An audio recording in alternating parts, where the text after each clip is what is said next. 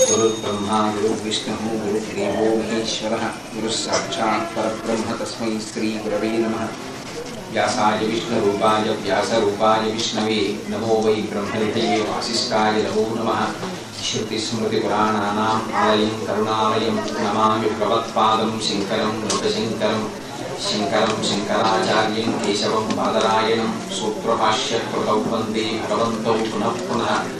ईश्वरो गुरुरात्मेति मूर्तिभेदविभागिनी व्योमव्याप्तदेहाय दक्षिणामूर्तये नमः। वागर्थामिव संवृत्तौ वागर्थप्रतिपत्तये जगतपितरौ वन्दे पार्वतीपरमेश्वरौ। सूक्तिं समग्रेतुन स्वयमेव लक्ष्मी श्रीरङ्गराजमहिषीमुद्रैकटाक्षैः वैदग्ध्यवर्णगुणकुम्भनगौरवैर्यां कण्डूलकर्णकुहराः कवयोदयन्ति।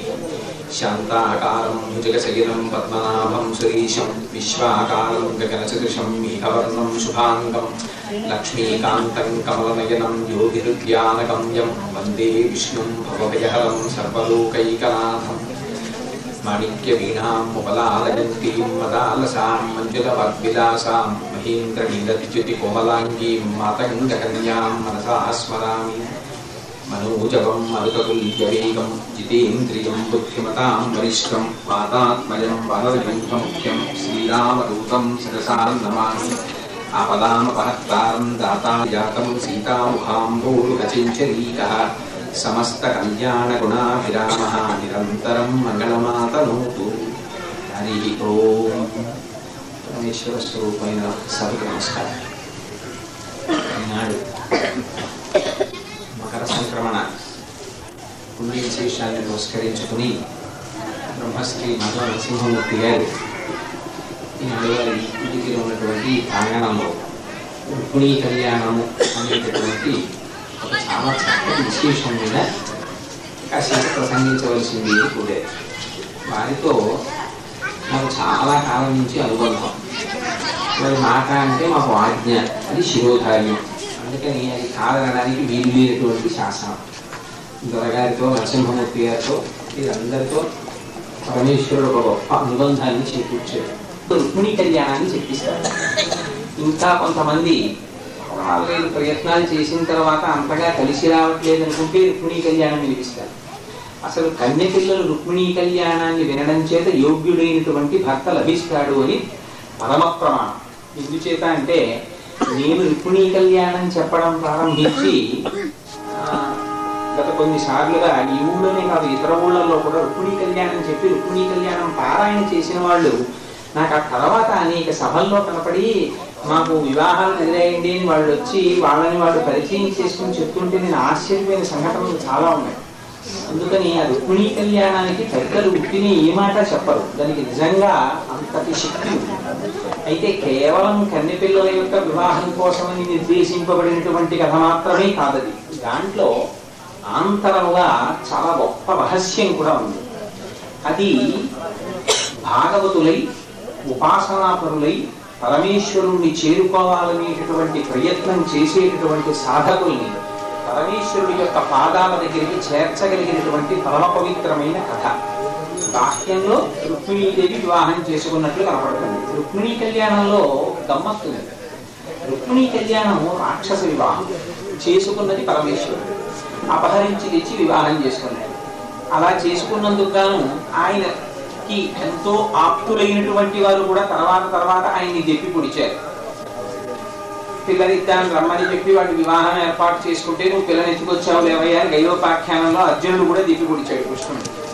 కానీ అలా వివాహం చేసుకోవడం వెనకాతల అసలు రాక్షస వివాహం ఎందుకు జరిగింది అన్నదాని వెనకాతల ఉన్నటువంటి తాత్పర్యం వేరు. అందుచేత ఆ రుక్మిణీ కళ్యాణ ఘట్టానికి విశేషమైనటువంటి ప్రశస్తి ఏర్పడింది. అన్నిటినీ మించి ఇవాళ అసలు ఆ రుక్మిణీ కళ్యాణ ఘట్టాన్ని ప్రారంభానికి ముందే మాటలకి ఎందుకు తనుకోవలసినటువంటి పరిస్థితి ఏర్పడింది అంటే దీనికి ముందు జరిగినటువంటి సామగానం. అద్భుతమైనటువంటి చక్కటి పాటలు పాడారు అంటే కూడా ఇందులో మొట్టమొదటి ప్రమేహమా అన్నారు అన్నమాచార్యుల వారి కీర్తనలో. రెండోసారి కీర్తనలో జల్లు కురిపించేటటువంటి మేఘమా అన్నారు. 2 సార్లు మేఘంతో పోలిస్తూ అది అన్నమాచార్యుల వారు రచించినట్టు అనిపిస్తుంది. సరే, రుక్మిణీ కళ్యాణ ఘట్టాన్ని ప్రారంభం చేస్తూ పోతనామాచ్యుల వారు అంటారు, వినుము విదర్భ దేశమున వీరుడు కుండిన భర్త భీష్మకుండనునొక దొడ్డరాజు కలడు. ఆతనికి ఊరు పుత్రులు అగ్రజుంటనయుడు రుక్మి నాబరగు మనుజవరేణ్య పుట్టినొక మానిని రుక్మిణి నాప్రసిద్ధయే అన్నారు. అంటే వినుము విదర్భ దేశమున వీరుడు కుండిన భర్త భీష్మకుండనునొక దొడ్డరాజు కలడు. పూర్వం విదర్భ అనబడేటటువంటి ఒక దేశం ఉండేది. అందులో కుండి నగరం అని ఒక నగరం. ఆ నగరాన్ని రాజధానిగా చేసుకుని పరిపాలిస్తున్నటువంటి రాజు, ఆయన పేరు విదర్భ దేశమున వీరుడు కుండిన భర్త భీష్మకుడు. భీష్మకుడు అనేటటువంటి రాజు పరిపాలిస్తున్నాడు. ఆయనకి 5 కుమారులు. 5 కుమారుల తర్వాత ఆఖరణ పుట్టింది ఆడపిల్ల. ఆ ఆడపిల్ల ఉన్నటువంటి 5 పేర్లు రుక్మముతో వచ్చేటట్టే పెట్టుకున్నారు. ఒక ఆయన పేరు రుక్మి, పెద్ద ఆయన పేరు రుక్మి, రుక్మకేశుడు, రుక్మబాహువు, రుక్మమాలి, రుక్మధరుడు అని కొందరు రుక్మరథుడు అంటుంటారు. ఇలా 5 రుక్మి రుక్మ అన్న నామములు కలిసేటట్టుగా ఆ 5 కుమారులకు పేరు. 5 తర్వాత పుట్టింది రుక్మిణీదేవి. ఈ పుట్టినటువంటి పిల్ల దినదిన ప్రవర్ధమానమై పెరుగుతోంది. పెరిగేటప్పుడు భీష్మకుడు మహాభక్తుడు. అందుకని ఆయన కొలువుకి చాలా మంది భాగవతులు వస్తుండేవారు. నారదాది మహర్షులు కూడా వచ్చేవారు. వచ్చినప్పుడు మహర్షులు కానీ భాగవతులు కానీ వచ్చినప్పుడు దేని గురించి మాట్లాడతారు? భగవంతుడి గురించి మాత్రమే మాట్లాడతారు. అందుకని వాళ్ళు ఎప్పుడూ శ్రీకృష్ణుడి యొక్క కీర్తిని ప్రస్తుతి చేస్తుండేవారు. అది రోజు వినేది ఈ రుక్మిణి. విని శ్రీకృష్ణుడి యందు మనస్సుని లగ్నం చేసుకుంది. ఆ చిన్నతనంలో రుక్మిణీదేవిని వర్ణించడంలో పోతన గారు ఒక గొప్ప అందాన్ని చూపించారు. ఆయన అన్నారు, వేర్వేర బొమ్మల పిండిండ్లు చేయుచు అబలలతోడ వియ్యంబులుందు గుజ్జన గూళ్లను కొమరొప్ప వండించి చెలులకు పెట్టించు చెలువ మెరసి రమణీయ మందిరా రామదేశములందు పువ్వు తీగలకను ప్రోదివిట్టు సదమల మణిమయ సౌదభాగములందు లీలతో భర్మడోలికలను బాలికలతోడ చలరేగి బంతులాడు సారికాతీర పంతికిని చదువు చెప్పు బర్హి సంఘంబులకు మురిపములు గరపు మంద మరాళములకు చూపు మందగతులు అని. ఇది పైకి పద్యాన్ని అడ్డు పెట్టారు, కానీ ఆంతరమునందు ఆ రుక్మిణీదేవి ఎవరో కాదు, సాక్షాత్తుగా లక్ష్మీదేవి. అందుకని ఆ అమ్మవారి యొక్క లీలా విలాసాన్నంతటినీ చూపిస్తున్నారు. ఆవిడ పేర్వేర బొమ్మల పిండిండ్లు చేయుచు అబలలతోడ వియ్యంబులు. ఆ తల్లి చిన్నప్పటి నుంచి తన పిల్లలతోటి తన ఈడు పిల్లలందరితో ఆటలాడుతూ వాళ్లతో బియ్యం వండుతూ వాళ్ళకి గుజ్జన గూళ్ళు వండించి ఆ వంటకాలు పెడుతూ వాళ్ళు తింటుంటే తను మురిసిపోతూ ఆటలాడుకుంటుండేది. ఇది అసలు చిత్రం ఏమిటంటే దీని వెనకాతల ఉన్న మర్మం లేదు. మనందరం ఈ ప్రపంచంలో పుట్టి పెరిగి ఏదో వివాహం ఒక స్త్రీని స్వీకరించి ఆవిడ వల్ల సంతానాన్ని గని సంసారం అనేటటువంటి దాంట్లో ఉండి కొంతకాలములకు పరమేశ్వరుడిని ఊపిరి పూర్తయిపోయిందని శరీరములోంచి పరమాత్మ వెళ్ళిపోతే శివము శవమైతే అది మళ్ళీ పంచత్వాన్ని పొందేస్తుంది.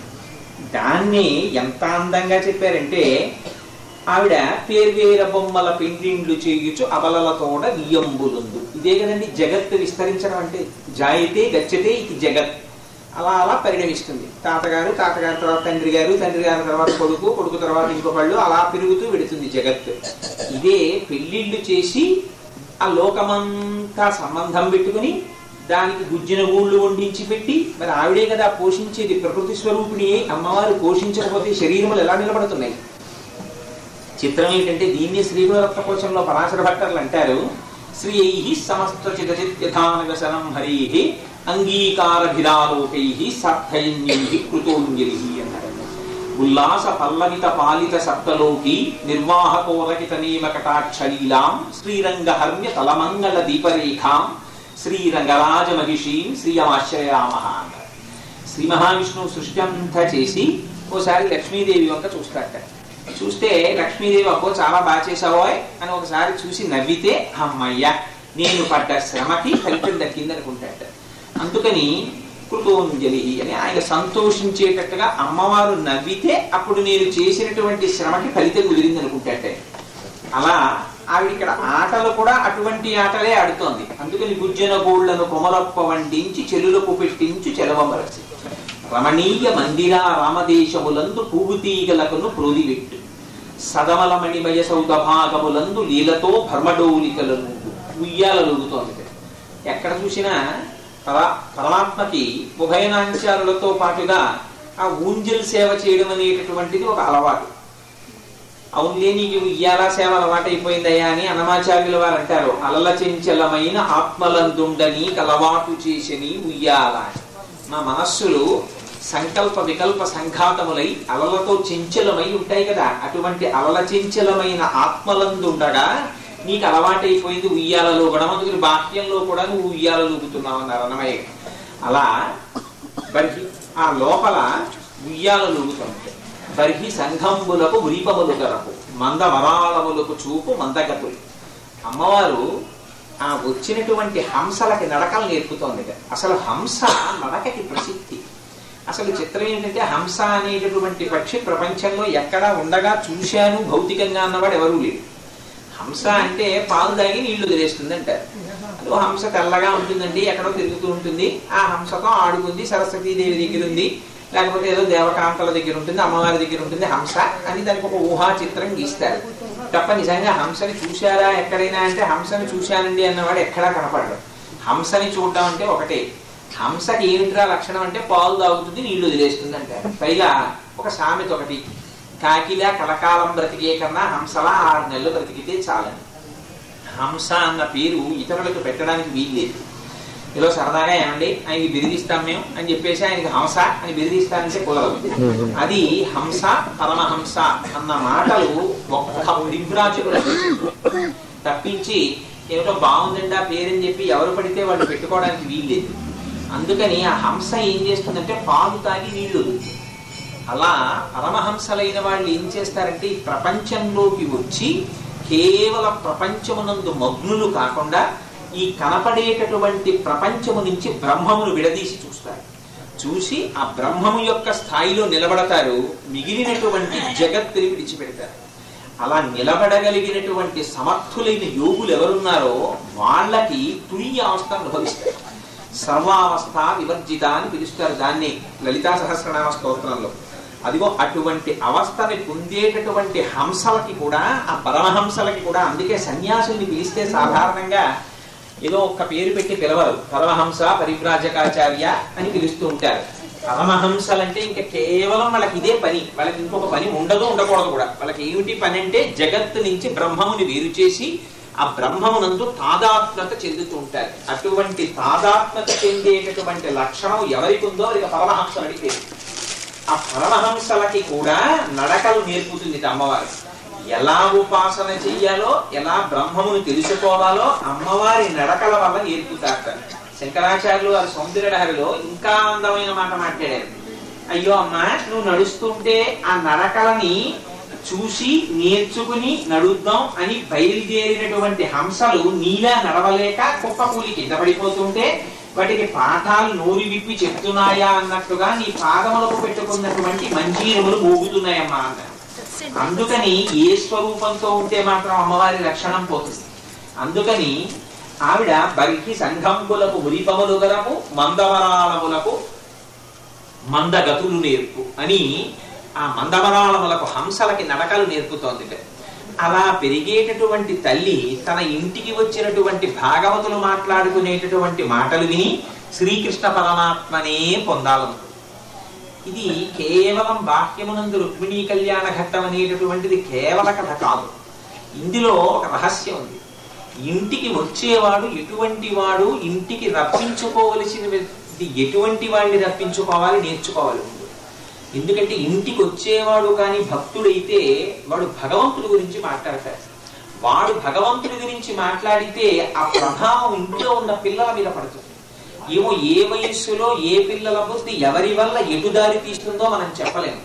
ఒక్కొక్క నాడు ఒక్కొక్క మాట ఒక్కొక్క పిల్లవాడిని ఉద్ధరించి ఏ స్థితికైనా తీసుకెళ్ళిపోవచ్చు. ఎప్పుడు కృష్ణ పరమాత్మ యొక్క గుణములను వివరిస్తూ ఉండేవారు. అది వింది రుక్మిణీదేవి. అది అసలు కృష్ణుని యందు భక్తి ఏర్పడడానికి రుక్మిణీ కళ్యాణానికి ఆది ఎక్కడ ఉన్నది అంటే వినడంలో. అందుకని భక్తికి మొదటి మెట్టి ఎక్కడ ఉన్నది అంటే వినడంలో ఉంది. శ్రవణం, కీర్తనం, విష్ణోహ స్మరణం, పాదసేవనం, అర్చనం, వందనం, దాస్యం, సఖ్యం, ఆత్మనివేదనం. శ్రవణం దగ్గర మొదలవుతుంది. అందుకని ముందు వినాలి భగవంతుడి యొక్క గుణాలు. ఆవిడ వింది మొదట. విన్న తరువాత నేను శ్రీకృష్ణ పరమాత్మనే వివాహం చేసుకోవాలని నిర్ణయించుకుంది. అందరూ ఈ జగత్తులోకి వస్తారు. రుక్మిణీ కళ్యాణం బయట జరిగేది కాదు. రహస్యం ఏమిటంటే రుక్మిణీ కళ్యాణం ఇక్కడ జరుగుతూ ఉంటుంది. ఎలా జరుగుతూ ఉంటుంది అని మీకు అనుమానం రావచ్చు. ప్రతి వాళ్ళకి ఇక్కడే ఉంటాడు భీష్మకుడు. భీష్మకుడు అంటే ఈ శరీరము లోపల ఉన్నటువంటి ఈ పురమునందు వాసం ఉన్నవాడు. ఈయనకి 5 కొడుకులు ఉంటారు. ఈ 5 కొడుకులే రాజ్యాన్ని నడుపుతూ ఉంటారు. బాహువు, రుక్మకేశుడు, రుక్మమాలి, రుక్మరథుడు. ఈ 5కి రుక్మ అన్న పేరు ఎందుకు పెట్టారంటే ఈ 5 జ్ఞానేంద్రియాలు. కళ్ళు, ముక్కు, చెవులు, నాలుక, ఇంద్రియం అంటే ఈ చర్మం. ఈ 5 కలిపి మనిషిని 5 ఇంద్రియాలు 5 గుర్రాలు రథాన్ని లాగినట్టు లాగేస్తుంటాయి. కానీ లోపల ఈ 5 అన్నదమ్ముల వెనక పుట్టినటువంటి చెల్లెలైనటువంటి బుద్ధి అదృష్టవశాత్తు వినడము చేత భగవంతుడిని ఇంద్రియములు ఎలా చెప్తే అటువైపుకు నడవడానికి ఆవిడ ఒప్పుకోలేదు. అందుకని అన్నదమ్ములు చైత్యుడికి ఇచ్చి వివాహం చేస్తా ఉన్నారు. చైత్యుడంటే చిత్త ప్రభావమైనటువంటి కామం. కామము కోరిక ఒకటి పుడుతూ ఉంటుంది. ఆ కోరిక వైపుకి ఇంద్రియాలు తిప్పేస్తుంటాయి. అలా పుట్టేటటువంటి కోరికలకి ఇచ్చి పెళ్లి చెయ్యాలని ఇంద్రియాలకి కోరుకుంటూ ఉంటుంది మనస్సు ఎప్పుడు లోపల. అలా కానీ వివాహం అయితే ఈ మనస్సు కోరుతూ ఉంటుంది, ఇంద్రియాలు తిప్పుతూ ఉంటాయి. ఇక వాడు సంసారంలో ప్రపంచంలో పడుంటాడు. అలా తిరగకుండా నాకు ఇవన్నీ అక్కర్లేదు, నాకు భగవంతుడు కావాలంటే ఇక వాడు కోరికలు కోరడు, వాడు ప్రపంచంలో తిరగడు. అందుకని మనస్సుకు భయం. శిశువు అంటే ఇంకా 3వ నెల వచ్చినటువంటి వాడు త్రిపాద కంచు తలంచి అంకుడై అన్నాడు. చాలా నల్లటి జుట్టు కలిగినటువంటి రుక్మిణీదేవిని గుడ్డివాడైనటువంటి రుక్మి శిశుపాలుడికి ఇచ్చి పెళ్లి చేస్తానన్నాడు. నిజంగా రుక్మి గుడ్డివాడా? రుక్మి అంధుడు కాడు, కళ్ళు ఉన్నాయి. మరి అంధుడయ్యేంటి, కళ్ళు లేనివాడయ్యేంటి? పైగా ఆవిడికి నల్లటి జుట్టు ఉందని చెప్పడం ఎందుకు? కృష్ణుడిని పెళ్లి చేసుకోవడానికి నల్లటి జుట్టు ఉండడానికి సంబంధం ఏంటి? మత్త పుష్పంధియ వేణి విత్తు శిశుపాలున కంచు తలంచి అంధుడై అంటారు. నల్ల తుమ్మెదల బారులో ఉంది ఆవిడ జుట్టు. ఈవిడ దానికి దీనికి సంబంధం ఏంటి అంటే చిత్రం ఏంటంటే ఆ జుట్టు నలుపు, చీకటి నలుపు. ఈ జుట్టు అమ్మవారికి భగవంతుని పట్ల ఉన్నటువంటి వ్యామోహాన్ని తెలియజేస్తుంది. భక్తుడికి వ్యామోహం సర్వకాలముల యందు భగవంతుడి యందు ఉంటుంది, విషయ ప్రపంచమునందు ఉండదు. అందుకని ఆయనకి రుక్మిణీదేవికి శ్రీకృష్ణ పరమాత్మని పొందాలనుంది. ఆ రుక్మిణీదేవికి కృష్ణ పరమాత్మ యందు అంతరాయము లేనటువంటి వ్యామోహాన్ని చూపించడానికి ఆ నల్లటి కేశపాశాన్ని చూపించారు. కానీ ఇంత ప్రయత్నించి బుద్ధి పొందుదామన్నా లోపల మనస్సు పొందకుండా అడ్డుపడి అవే ఇంద్రియాలు ప్రపంచమునందు ప్రసరించేటట్టుగా ఒత్తిడి చేస్తుంటాయి. అందుకనే రుక్మి తీసుకెళ్లి చైత్యుడికి ఇచ్చి వివాహం చేద్దాం అనుకుంటాడు. అప్పుడు రుక్మిణీదేవి చేసినటువంటిది ఏది ఉందో అదే సర్వ జగత్తుకి కూడా అనుసరి. ఆ తల్లి అగ్నిజ్యోతనుడు అనేటటువంటి ఒక బ్రాహ్మణుడి పాదాలు పట్టుకుని ఒక లేఖ ఒకటి రాసిచ్చి ఇది పట్టుకుని శ్రీకృష్ణ పరమాత్మకు అందచెయ్యండి. ఎందుచేతనంటే నాకు శిశుపాలుడితో వివాహాన్ని నిర్ణయించేశారు, వాడు బయలుదేరి వచ్చేస్తున్నాడు, పెళ్లి కొడుకు కూడా తయారైపోయాడు, వాడు బయలుదేరి వస్తే వాడితో వివాహం చేస్తే నేను అంగీకరించలేను, నేను కేవలం కృష్ణ పరమాత్మని మాత్రమే పతిగా వలచినటువంటి దాన్ని వరించినటువంటి దాన్ని అని ఒక లేఖ రాసిచ్చింది. ఆ లేఖ రాసిచ్చేటప్పుడు ఇంకొక బ్రాహ్మడికి ఇవ్వకూడదా? బ్రాహ్మణుడి పేరు ఇంకోటి ఉండకూడదా? అగ్నిజ్యోతనుడే ఎందుకు అవ్వాలి? అగ్నిని జ్యోతనం అంటే ప్రకాశింపచేస్తాడట. అగ్నికి 2 లక్షణాలు ఉంటాయి. అగ్ని అంటే అది కాలాలి, 2 ప్రకాశించాలి. ప్రకాశము వెలుతురు ఈ 2 ఉంటేనే దానికి అగ్ని అని పేరు. అలా లేదనుకోండి, ముట్టుకుంటే కాలకపోతే దాన్ని నిప్పందు బొగ్గు అంటారు. అందుకని కాలాలి, వేడి ఉండాలి. రెండవది కాంతి ఉండాలి. ఈ 2 ఉండేది దేనికో తెలుసా అండి? కృష్ణుడిని పేరు పెడుతున్నారు. కృష్ణుడే ఆత్మ. అందుకే కృష్ అంటే నిరతిశయ ఆనంద స్వరూపం. ఆ నిరతిశయమైనటువంటి ఆనంద స్వరూపం ఆత్మ. అందుకే దానికి స్ఫురత్ అని పేరు. అది జ్ఞానం, అది తెలుసుకుంటుంది, అది అగ్నిహోత్రం. ఒక్కసారి ఆ జ్ఞాననేత్రం తెరుచుకుంటే, అందుకే పరమశివుడు 3వ కన్ను తెరుస్తూ ఉంటాడు. ఎదురుగుండా ఉన్నది భస్మ అవుతుంది. అంటే ఎదురుగుండా కనపడేటటువంటి ప్రపంచము భస్మమై తదంతర్గతమైనటువంటి బ్రహ్మము సాక్షాత్కరిస్తుంది. అందుకని ఇదిగో ఈ రహస్యం చెప్పడానికి అమ్మవారు అగ్నిజ్యోతనుడు అనేటటువంటి బ్రాహ్మణుడి పాదాలు పట్టుకుందిట. ఆ అగ్నిని ద్యోతనం అంటే ప్రకాశింపచేస్తాడు, అంటే పరబ్రహ్మమును సాక్షాత్కరింపచేస్తాడు. తన మాటల చేత, తన ఉపదేశము చేత, తాను అనుభవించినటువంటి గుణములను తన శిష్యులకు అందించడము చేత ఆ బ్రహ్మమును తీసుకొచ్చి అందిస్తాడు కాబట్టి గురువు. గురువు అంటే గు అంటే అజ్ఞానమును, రు అంటే తొలగించగలిగిన వాడు. అజ్ఞానం అంటే చీకటి. చీకటిని తీసేయడానికి మీరు ఏమి పట్టుకొచ్చినా చీకటి పోదు. ఏమంటే చాలా చీకటిగా ఉంది, చీకటిని తీసేయడానికి కుర్చీ పట్టుకొస్తానంటే పనికిరాదు, బల్ల పట్టుకొస్తాను పనికిరాదు. మీ ఇంట్లో ఎంత ఐశ్వర్యం ఉండనివ్వండి, 1 కోటి రూపాయలు పట్టుకొచ్చి అక్కడ పెట్టినా చీకటి పోదు. ఒక్క అగ్గిపుల్ల వెలిగిస్తే చీకటి పోదు. అందుకని ఏం తీసుకురావాలి? అగ్నిని తీసుకొస్తే చీకటి పోతుంది. అజ్ఞానం పోవాలంటే అగ్నిజ్యోతనుడు రావాలి. అగ్నిజ్యోతనుడు వస్తే ఉన్న వస్తువు కనపడుతుంది. ఇప్పటి వరకు అనేకముగా కనపడి దొంగని దొంగగా చూపించినది, దొంగని దొంగగా చూపించింది, రజ్జువునందు సర్పమును చూపించింది, సర్పమునందు రజ్జువును చూపించింది. ఈ భ్రాంతులను తీసి ఉన్నది ఉన్నట్టు కనిపడేటట్టు చేస్తుంది. అది జ్ఞానం. ఆ జ్ఞానాన్ని ఇవ్వగలిగిన వాడు, స్ఫురత్తుని ప్రకాశింపజేయగలిగిన వాడు, ఆనందమును ఆవిష్కరింపజేయగలిగిన వాడు, బ్రహ్మమును దర్శింపజేయగలిగిన వాడు ఒక్క గురువు.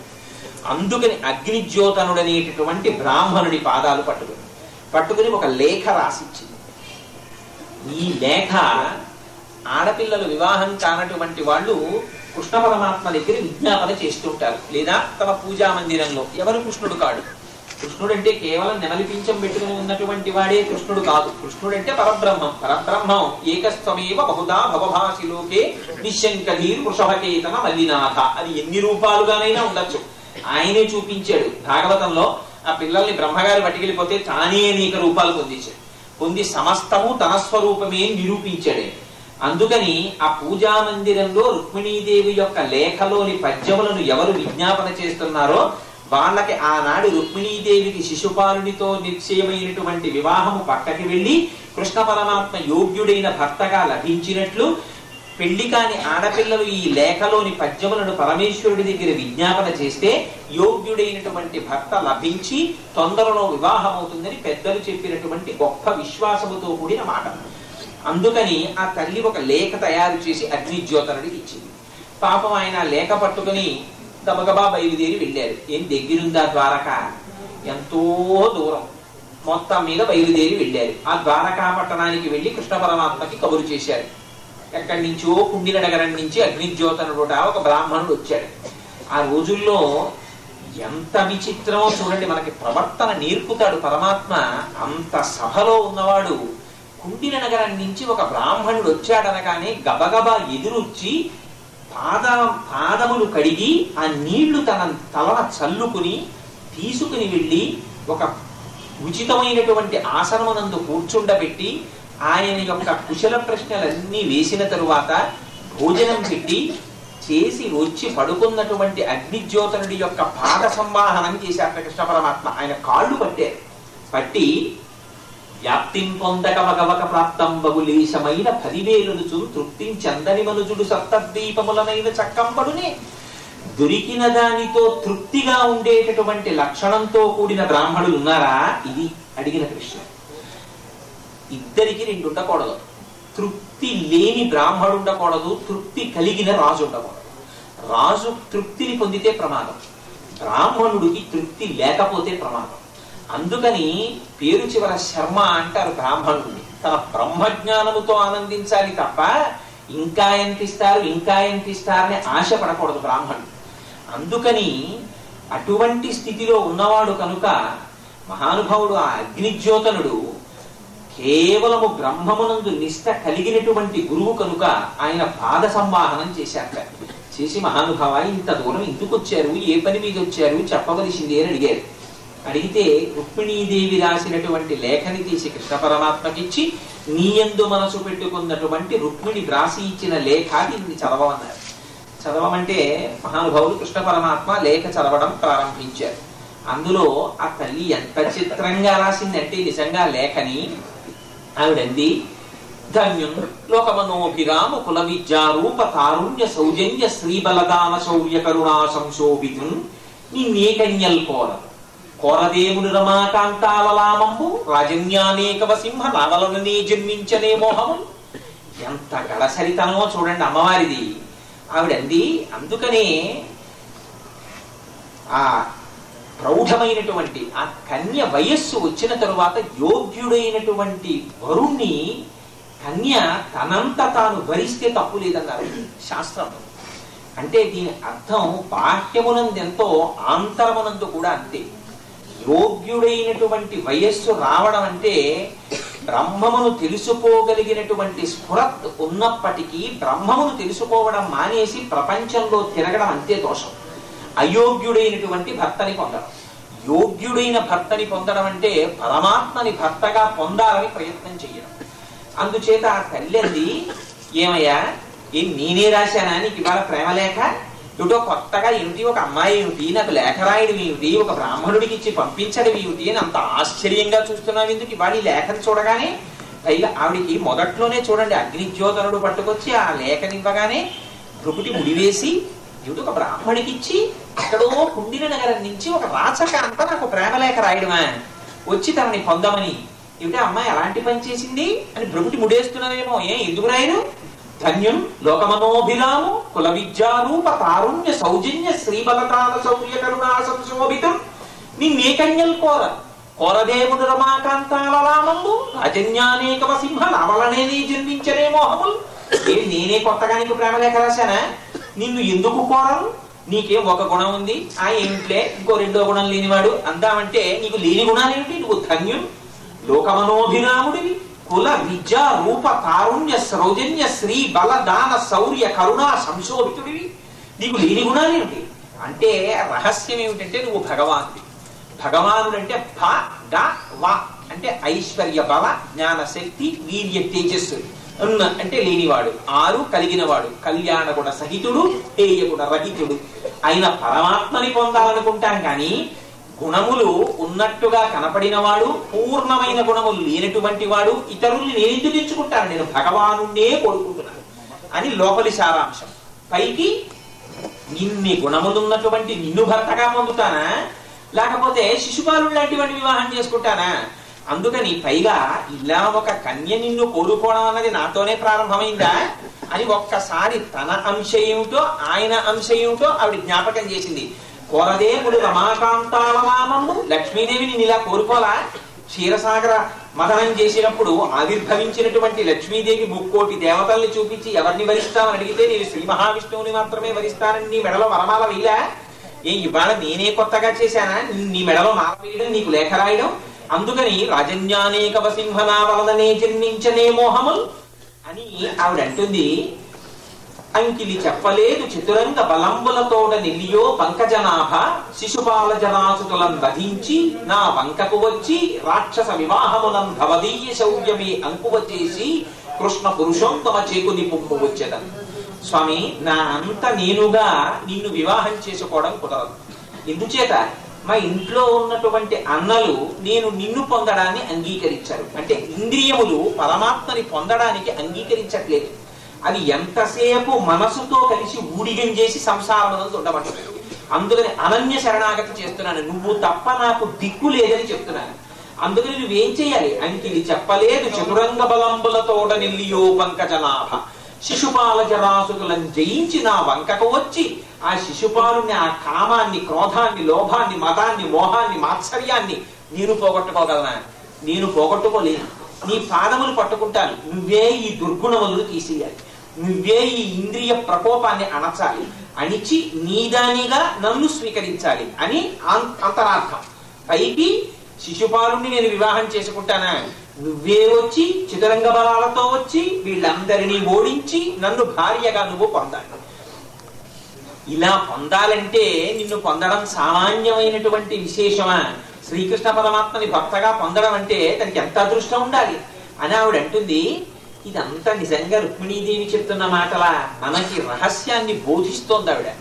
వ్రతముల్ దేవగురు ద్విజన్మబుధ సేవలు దాన ధర్మాదులం గత జన్మంబుల ఈశ్వరుం హరిజగత్ కళ్యాణు కాంక్షించి చేసి తినేని వసుదేవనందనుడు నా చిత్తేశుడవుగాక నిర్జితులైపోదురుగాక సంగరములో చేదీశ ముఖ్యాధములు.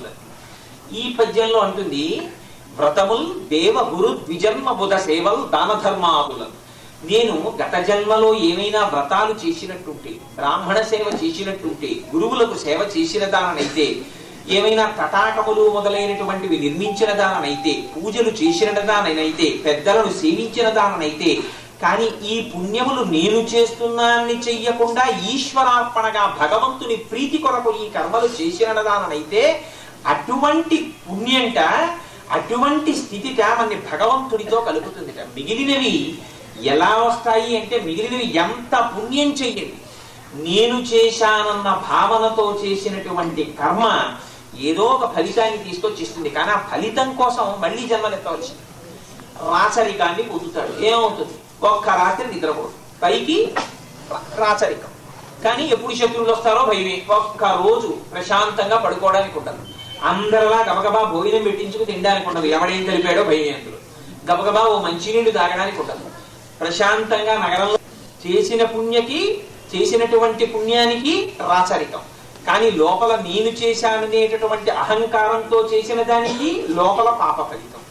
ఈ రెండింటినీ కలిపి అనుభవించవలసినటువంటి అవసరం లేకుండా కేవలం భగవానుడు చేయించాడనేటటువంటి భావనతో ఎవరు చేసిన కర్మల్ని పరమేశ్వరుడికి అర్పణ చేసేస్తున్నారో అటువంటి వారికి పరమేశ్వరుడు తప్పుతట్ట.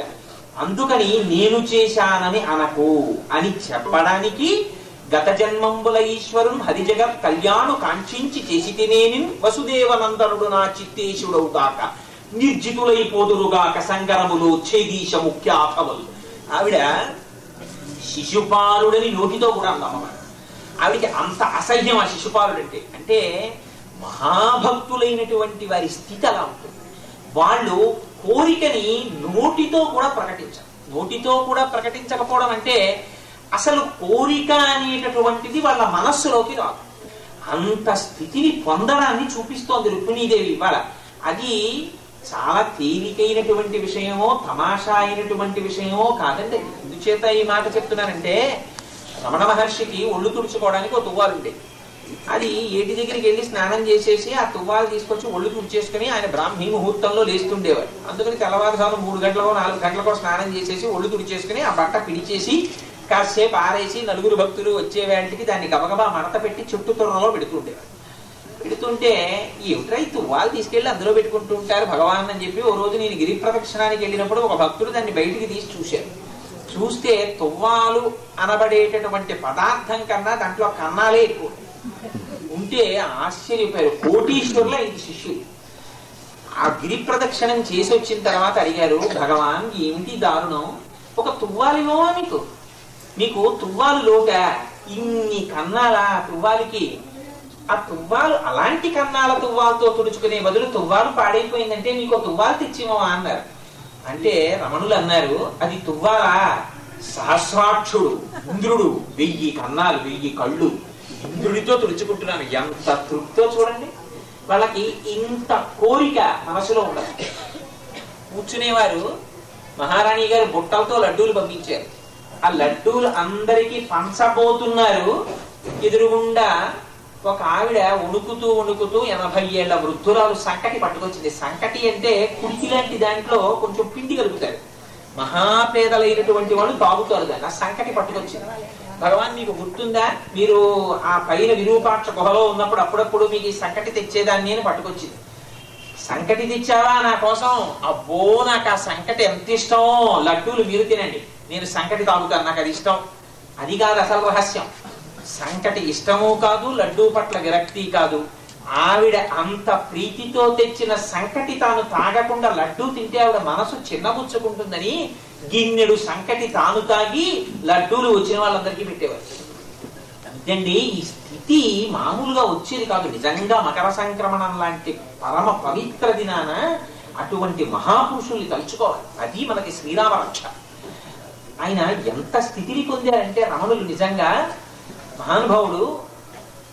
వారి యొక్క స్థితిని చూస్తుంటే చాలా ఆశ్చర్యంగా ఉంటుంది. అసలు ఒక్కనాడు ఒక చిన్న కోరిక అన్నది ఉండేది కాదు. కోరిక ఉండడానికి మనస్సు ఉంటే కదా, ఆ మనస్సు ఎప్పుడు ఆత్మలో లయమైపోయి తురీయంలో సాక్షి మాత్రంగా ఉండేవారు.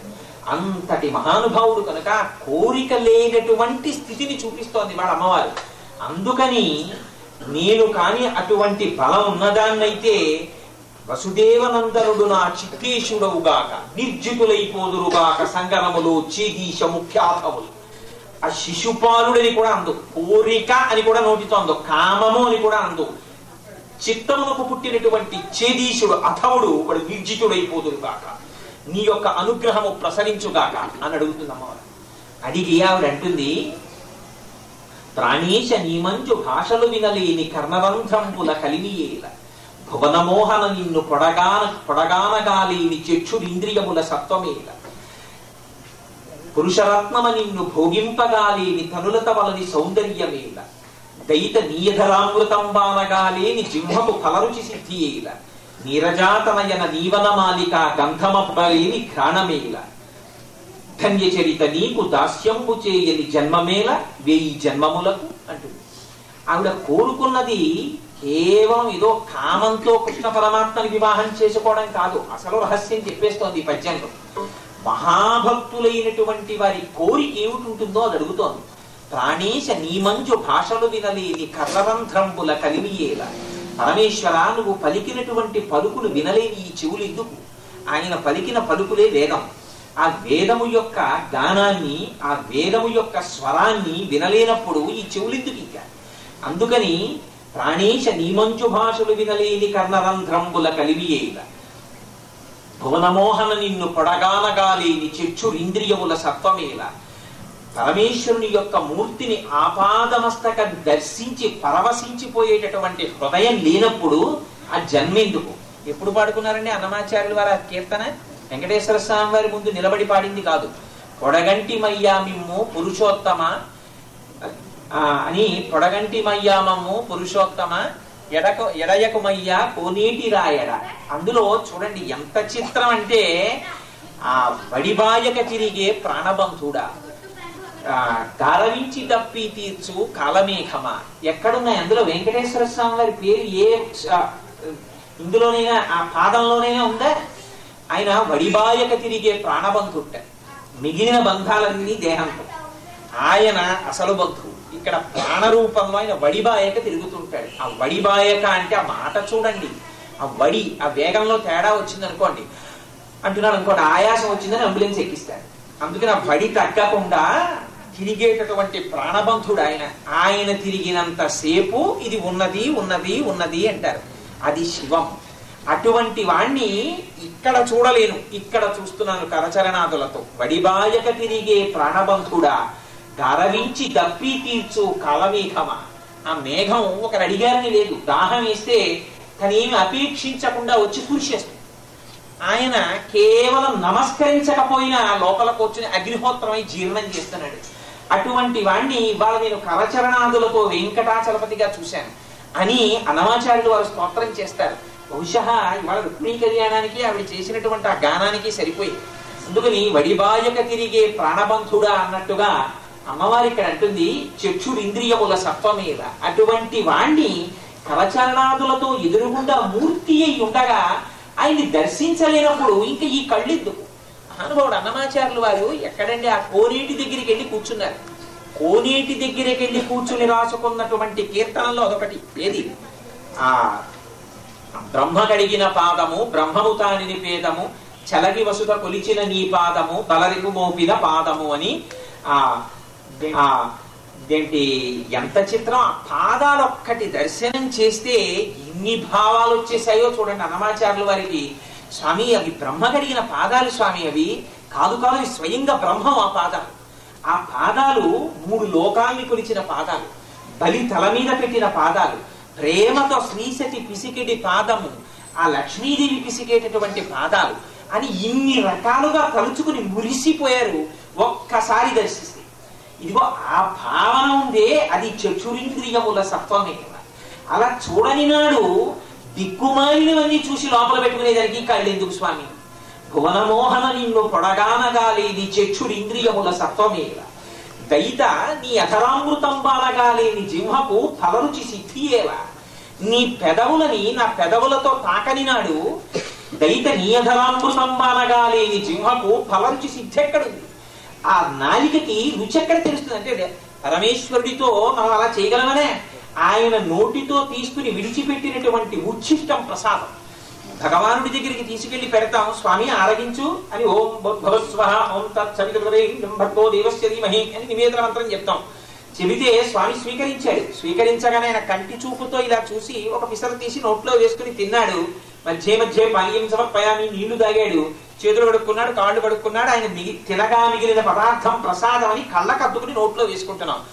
అలా భావనతో అబ్బా మా స్వామి జగత్తునంతటిని రక్షించేటటువంటి తన చేతులతో శ్రీ మహాలక్ష్మి ఇలా అభయముద్ర పట్టినంత మాత్రం చేత ఐశ్వర్యాన్ని కురిపించగలిగిన చేతులతో వాళ్ళిద్దరూ ఈ పులిహారలో చెయ్యి పెట్టి ఇంతంత పులిహార తీసి నోట్లో వేసుకుని అమ్మా ఇంకా తినమ్మా, అయ్యా ఇంకా తినండి కొంచెం అంటే, అయ్యో తిన్నానోయ్ కడుపు నిండింది, చాలా సంతోషం, చాలా బాగుంది, మిగిలింది నువ్వు మీ పిల్లలు అందరూ తీసుకోండి అని స్వామివారు చెప్పినట్టు రెండి రెండని భార్యని పిల్లల్ని పిలిచి ఆ ప్రసాదాన్ని తినేటప్పుడు ఇది పరమేశ్వరుడు ఎంగిలి చేసిన ప్రసాదం అని ఆర్తితో తిన్నటువంటి ప్రసాదం ఉందే, అది దయిత నియధరామృతం బాగా ఆనగాలేని జింహకు కలరుచి సిద్ధియేలా.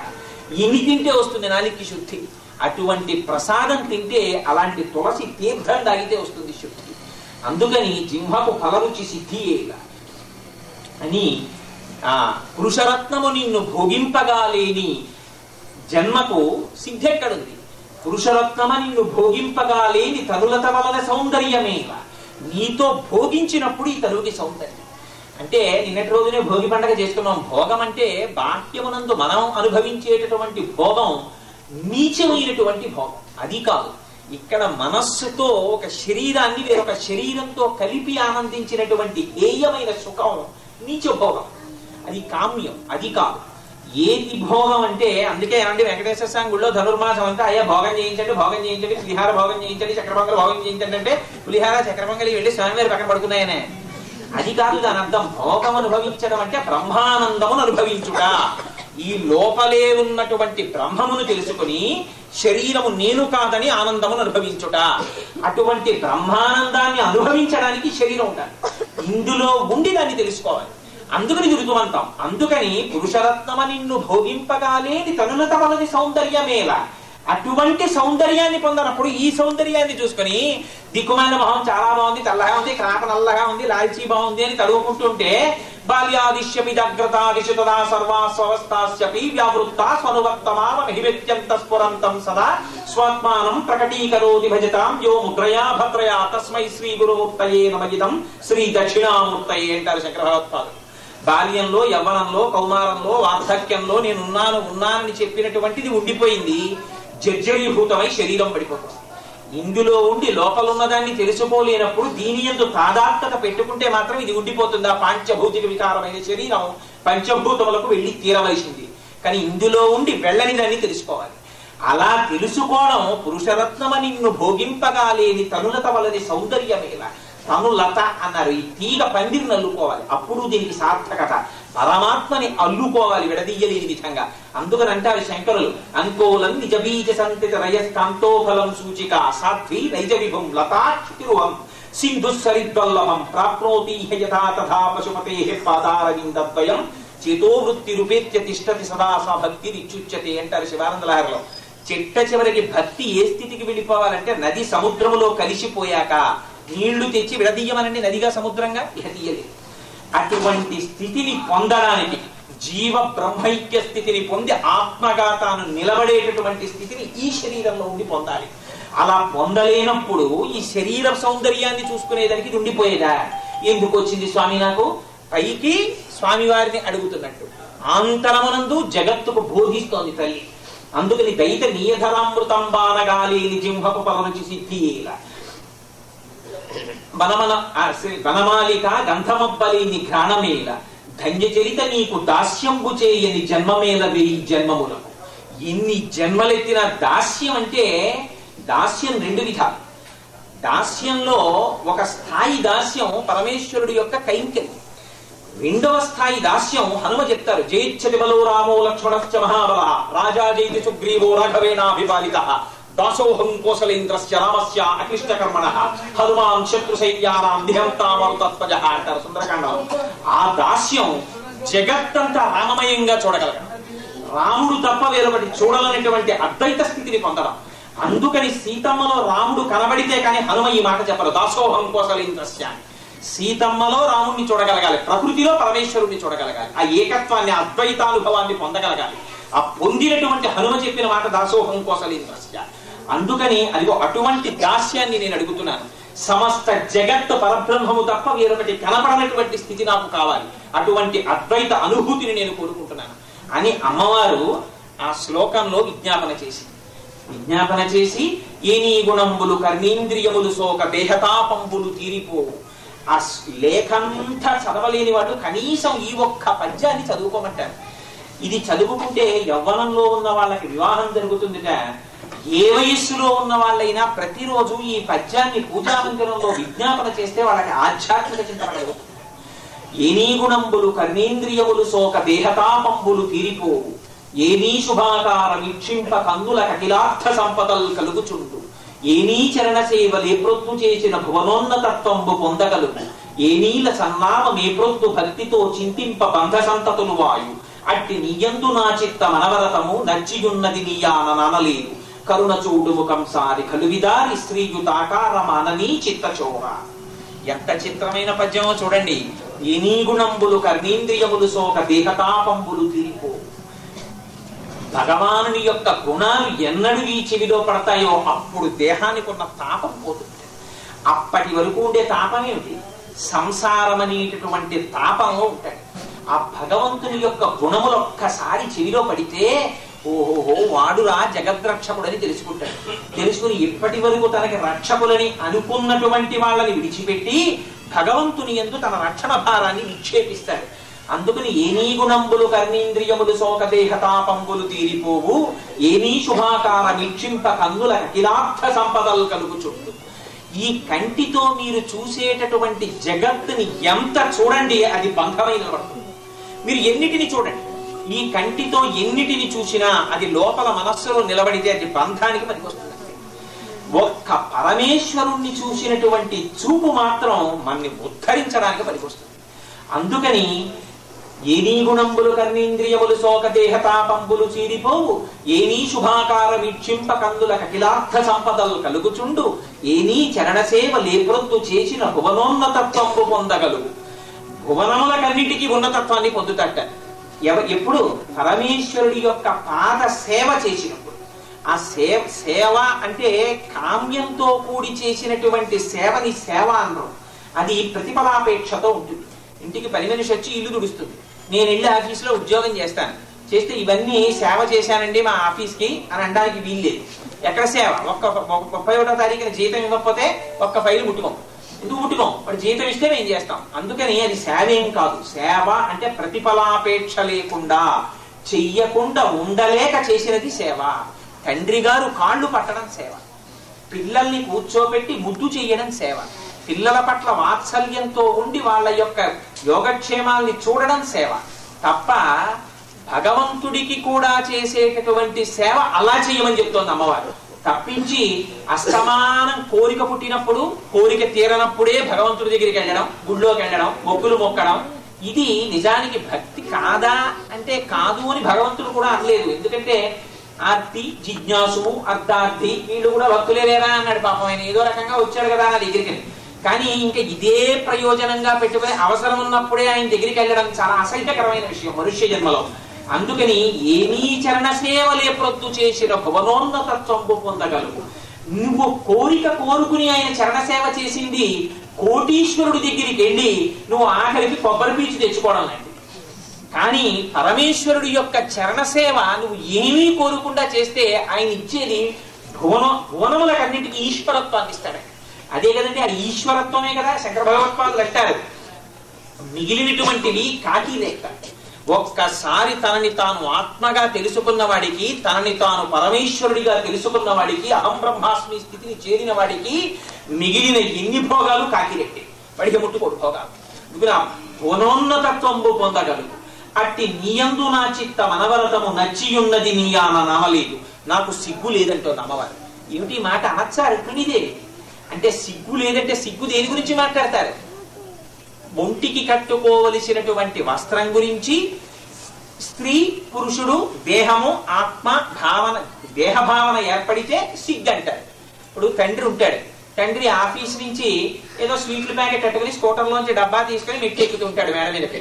చంటి పిల్ల, అది 3 ఏళ్ల పిల్ల, స్నానం చేస్తుంటుంది, బట్టలు ఇప్పుకుని బాల్కనీలో ప్లాస్టిక్ డబ్బాలో నీళ్లు వేసేసుకుంటూ వేసంకాలంలో పోసుకుంటుంటే ఆ బాల్కనీలోంచి చూసింది నాన్నగారు స్కూటర్ డబ్బాలోంచి స్వీట్ల డబ్బా పట్టుకుని పైకి ఎక్కడం. నాన్నగారు తలుపు చూసుకుని లోపలికి వచ్చి అమ్మయ్యా ఇలా కుర్చీలో కూర్చోగానే తడి వెంటితో పరిగెత్తుకొచ్చి నాన్నగారిని గట్టిగా పట్టుకుని నాన్నగారు నాకేనా తెచ్చారు స్వీట్స్ అంటుంది. ఇక్కడ సిగ్గులేనితనం ఆ పాపకి ఏమైనా ఉందా? అంటే సిగ్గులేనిదానా బట్టలు వేసుకోకుండా వచ్చావు అంటాడా తండ్రి? అనడు. 3 సంవత్సరముల పాపకి ఎంతగా తన దేహము మీద అభిమానము లేక తండ్రిని కౌగలించుకోవడమే పరమ ప్రయోజనము, అంతగా దేహమునందు భావన లేక పరమేశ్వరుణ్ణి పొందడమే భావనగా పెట్టుకున్నటువంటి మహాభాగవతులు శరీరాన్ని మరిచిపోయిన వాళ్ళు ఉన్నారు చూసారా? అటువంటి స్థితిని గుర్తు చేస్తోంది అమ్మవారు. రమణ మహర్షి కొన్నాళ్ళు గోచి కూడా పెట్టుకునేవారు. అంటే అసలు దేహం గురించి భ్రాంతి ఉంటే కదా, అలా తిరక్కండి భగవాన్ బాగుండదు, గోచి ఒకటి పెట్టుకోండి అంటే ఆ తర్వాత గోచి పెట్టుకున్నారు. అందుకని మనకి దేహభావం, వాళ్ళకి అసలు దేహం ఉంటుందా అంటారు వాళ్ళు. ఇది చాలా చిత్రంగా ఉంటుంది. అందుకని రామకృష్ణ పరమహంస అన్నారు, అలాంటి వాళ్ళని చూసి ఏడో పిచ్చాడు అంటుంటాం మనం. అబ్బా నాకు ఎప్పుడు వస్తుందో ఇలాంటి పిచ్చన్నారు ఆయన. అందుకని ఆ తల్లి అంటుంది, ఇవాళ ఏనీ చరణ సేవలే ప్రొత్తు చేసిన భువనోన్నతత్వంబు పొందగలుగు అట్టి నీయందు నా చిత్త మనవలతం నచ్చియున్నది నీయాన ననలేదు కరుణ చూడుము కంసారి కలువిదారి కంసుడికి శత్రువా అని పిలుస్తోంది. కంసుడు అంటే మనస్సు. అందుకని కంసుడు మధురుని పరిపాలిస్తాడు. మధురముగా తిప్పేది మనస్సు. ఆ మనస్సుకి నాయకత్వం కంసుడు వహిస్తాడు. అందుకని యమున కవతల నందుడు ఉంటాడు, అంటే గురువు ఉంటాడు. నందుడి దగ్గర కృష్ణుడు ఉంటాడు, మధురలో కంసుడు, కంసుడి దగ్గర అందరూ రాక్షసులే ఉంటారు. ఆ కంసుడికి శత్రువా, మనస్సుకి శత్రువైన వాడా, కంసారి కలువిదారి కలుల్ని ఆ లోపల ఉండేటటువంటి కాపట్యాన్ని విరిచేసేటటువంటి వాడా నన్ను దయచూడు. కలువిదారి శ్రీయుతాకార అపారమైనటువంటి ముగ్ధమోహన సౌందర్యం ఉన్నవాడా, శ్రీయుతాకార మానినీ చిత్తచోరా. తాను ఒకరికి లేఖ రాసి అబ్బాయి నువ్వు నన్ను పెళ్లి చేసుకోవయ్యా లవ్ లెటర్ రాసేవాళ్ళు అమ్మాయిలందరి గుండెల్లో అమ్మాయిలందరి మనస్సులు చౌర్యం చేసేవాడా, నన్ను పెళ్లి చేసుకో అని రాస్తారండి. అంటే వాడు ఇటువంటి వాడు, అందరి చుట్టూ తిరిగేవాడు. వాడిని ఈవిడ పెళ్లి చేసుకోవడం అలా ఏ కాంతైనా కోరుకుంటుందా పెళ్లి చేసుకోమని. మరి శ్రీయుతాకార మాననీ చిత్తచోర ఏమిటి? మాననీ చిత్తచోర అంటే ఈ స్త్రీలు అంతమంది. అందుకే కృష్ణుడు స్త్రీలతో తిరుగుతుంటాడు. స్త్రీలతో తిరగడం అంటే నిజంగా ఆయన కర్మగారి ఆడవాళ్ళ వెంట పడాలా? ఆయనే సంకల్ప మాత్రం చేత కోట్ల మందిని సృష్టించుకోగలడు కావాలంటే. అది కాదు ఆయన తిరగడం అంటే. స్త్రీలంటే పారతంత్ర బుద్ధితో ఉన్నవారు, తమంత తాము రక్షించుకోని వాళ్ళు, భర్త యందు తమ రక్షణ భారమును నిక్షేపించిన వాళ్ళు. ఇదిగో వీళ్ళు పరమ భాగవతోత్తములు, భగవంతుడి చేత రక్షింపబడదాం అనుకున్న వాళ్ళు. విశ్వామిత్రుడికి తెలియవా? అన్ని విద్యలు వచ్చాయి, ధనుర్వేదం అంతా వచ్చు, కానీ ఆయన తనని తాను రక్షించుకోలేదు. చేసేసి రాముడి చేత తాను రక్షింపబడ్డారు. అలా భగవంతుడి చేత రక్షింపబడాలని కోరుకున్నటువంటి వాళ్ళు ఎవరున్నారో, భగవంతుడిని పొందాలని కోరుకున్న వాళ్ళు ఎవరున్నారో వాళ్ళు అటువంటి భక్తులు. అటువంటి భక్తుల యొక్క చిత్తమును చౌర్యము చేసేవాడా అంటే వాళ్ళందరి మనస్సులు నీ దగ్గర పెట్టుకున్నవాడా అని పిలుస్తోంది అమ్మవారు. మాననీ చిత్తచోర అని పిలిచి, స్వామి ఒకవేళ వచ్చి ఎలా నిన్ను వివాహం చేసుకుంటాను? మీ అంతఃపురం ఉంది, నువ్వు ఎక్కడో అంతఃపురం లోపల ఏకాంత మందిరంలో ఉంటావు, ఆ బయట కొన్ని లక్షల సైన్యం ఉంటుంది, నేను వచ్చి ఎలా అని నీకు అనుమానంగా ఉందేమో స్వామి. నీకు నేను ఒక చిన్న ఉపాయం చెప్తాను, ఆ ఉపాయాన్ని జాగ్రత్తగా నువ్వు పాటిస్తే నన్ను వివాహం చేసుకోవడం అంత కష్టమైనటువంటి పని కాదు. నువ్వు చాలా సులభంగా నన్ను వివాహం చేసుకోవచ్చు. ఎందుచేతనంటే శ్రీయుతమూర్తిలో పురుష సింహమ సింహము పాలి సొమ్ము గోమాయుగ కోరు చందమున ఈ దురాత్ముడు చైత్యుడు నీ పదాంబుజాయినైన నన్ను బడిదా కులిపోయిదనుంచునున్నవాడు ఎరుగడ అద్భుతమైన భవత్ప్రతాపమున్నది. శ్రీయుతమూర్తి, ఓ పురుష సింహమా, నువ్వు పురుషుల్లో సింహం లాంటివాడి, నీకు దక్కాలని నేను నీ పాదములు పట్టుకు పూజ చేస్తుంటే నక్క లాంటి శిశుపాలుడు నన్ను ఎత్తుకుపోవాలని చూస్తున్నాడు. సింహం కావలసినటువంటి దాన్ని నక్కెత్తుకుపోవడమే. కానీ ఈ సత్వగుణం ఇలా ఉంటుందని నమ్మకం ఏమిటి? రజోగుణం తమోగుణం మళ్ళీ ప్రకోపం చెందవచ్చు, ఇంద్రియములు నన్ను చిత్తానికి అప్పజెప్పచ్చు. అలా జరగక ముందే నువ్వే వచ్చి నీ దానిగా నన్ను స్వీకరించు. అందుకని శిశుపాలుడు అనేటటువంటి నక్క సింహం అనేటటువంటి నీకు చెందవలసిన నన్ను పొందాలని చూస్తోంది. నువ్వే వచ్చి ఒక్కసారి నిలబడి ఒక్కసారి గర్జించావా, సింహం యొక్క కేక వింటే నక్క పారిపోతుంది. అందుకని స్వామి నువ్వు రావాలి. పైగా వచ్చినప్పుడు పెద్ద రక్తపాతం చేసి అందరినీ చంపి నన్ను తీసుకెళ్లాలనుకుంటున్నావేమో, అలా ఏం అక్కర్లేదు. లోపలి సౌతంబులో వర్తింపగా నిన్ను తేవచ్చునే అట్లు తెత్తునేని కావలి వారద కలబంధువుల చంపి కానితారాదని కమలతైన భావించితేని ఒక ఉపాయంబు చెప్పెద ఆలింపు. కులదేవయాత్ర చేసి నగరు వెల్వడి నగజాతకను మొక్క పిండికి మునుబడ పిండి కూతురు నెలమి మావారు పంపక నేను అట్లు పురము వెల్వడి భూతనాథు సతికి మొక్కంగా వచ్చదను ఆ సమయమున నీవు నన్ను కొనిపొమ్ము నవార్య చరితాన్ని. నేను అంతఃపురంలో ఉంటాను. పెళ్లికి ముందు మా వాళ్ళకు ఒక సంప్రదాయం ఉంది. నేను రథంలో పార్వతీ పరమేశ్వరుల యొక్క ఆలయానికి వస్తాను. వచ్చి పార్వతీ పరమేశ్వరుడికి నమస్కారం చేస్తాను. ఆ సమయంలో నువ్వు అంతఃపురంలోకి రావక్కర్లేదు, శత్రువుల్ని నిర్జించక్కర్లేదు, యుద్ధం చెయ్యక్కర్లేదు. చడి చప్పుడు లేకుండా పార్వతీ పరమేశ్వరులు ఉన్న దగ్గరికి నువ్వు రా. వస్తే నేను నమస్కారం పెట్టి బయటికి వస్తాను. గభాలను నా చెయ్యి పట్టుకుని రథం ఎక్కించుకో, తీసుకెళ్ళిపో. ఎవరితో యుద్ధం అక్కర్లేదు, ఎవరిని చంపక్కర్లేదు. దీన్ని రాక్షస వివాహం అంటారు. అసలు జరిగే యుద్ధం అంతా ఇక్కడ జరుగుతుంది. అనన్యాశ్చింతయంతో మాం ఏనా ప్రయుప సర్వధర్మాన్ పరిత్యజ్య మామేకం శరణం వ్రజ అహం త్వా సర్వపాపేభ్యో మోక్షయిష్యామి మా శుచా అని ఎవరు పరమాత్మ యొక్క పాదములు పట్టుకుంటున్నారో అటువంటి వారి లోపల ఆ ఉన్నటువంటి ఎక్కడుంటాయండి దుర్గుణాలన్నీ? కామం, క్రోధం, లోహం, మదం, మోహం, మాత్సర్యం. నా ఊరి దృష్టి, ఇంటి దృష్టి, పక్క దృష్టి, ఆ దృష్టి, ఈ దృష్టి అన్ని పోవాలి. నా హృదయం కూడా పోసుకొని నువ్వు రేళ్ళు చల్లగా బతకరా నాన్న అంటది. ఆ తల్లి గుండెల్లోంచి వచ్చేటటువంటి మాట ఎలా మాట్లాడుతుందో ఆ కృష్ణ పరమాత్మని చూసేటప్పటికీ జగద్భర్త కాబట్టి మహానుభావుడు ఆయన్ని చూడగానే ఈ మాటలు అన్నట్ట ఆ ఊళ్ళో వాళ్ళు. తగునీ చక్రి విదర్భరాజసతకుం తజ్జంబు వైదర్భ్యం తగునీ చక్రికి ఇంత మంచిదగునే దాంపత్యమీ ఇద్దరిని తగులం కట్టిన బ్రహ్మ నేర్పడి కదా దప్పాహతారాతి. వీళ్ళిద్దరికి బ్రహ్మముడి వేసిన బ్రహ్మగారున్నాడే నిజంగా మహానుభావుడు. వీళ్ళిద్దరికి వివాహం అయితే బాగుండనుకున్నారు. అదిగో అలాంటి సన్నివేశంలో లోపల రుక్మిణీదేవి బెంగబెట్టేసుకుంటోంది. తెల్లవారితే వివాహం. ఆ వెళ్ళినటువంటి అగ్నిజ్యోతనుడు ఇప్పటికి తిరిగి రాలేదు. వెళ్ళాడో తెలియదు, వెళ్ళలేదో తెలియదు, కృష్ణుడు వస్తాడో తెలియదు, రాడో తెలియదు. కనుడా భూసురుడేగెనో నడుమ మార్గాశ్రాంతుడై చిక్కెనో విని కృష్ణుండది తప్పుగా తలచనో విచ్చేశనో ఈశ్వరుండనుకూలింప తలంచునో తలపడో ఆర్యామహాదేవియున్నను రక్షింప నిరుంగునో ఎరగదో నా భాగ్యమిట్లున్నదో అంటుంది. ఆ కనుడా భూసురుడేగెనో, భూమినందు సురుడు దేవత వంటి వాడు ఆ బ్రాహ్మణుడు. ఆయన వెళ్ళాడో వెళ్ళలేదు. నడుమ మార్గాశ్రాంతుడై చిక్కెను, ఆ వెళ్ళడంలో ప్రయాణపు బడలకి వెళ్ళలేక ఉండిపోయాడు. ఒకవేళ ఈ లేఖనంతటినీ చదివినటువంటి కృష్ణ పరమాత్మ ఒక ఆడపిల్ల నాకు ఇలా లేఖ రాయడం ఏమిటి అనుకున్నారు.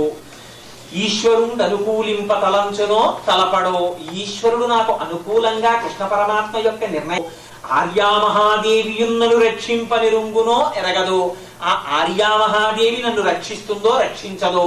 ఎవరండి ఆర్యామహాదేవి? ఆర్యామహాదేవియే పార్వతీదేవి.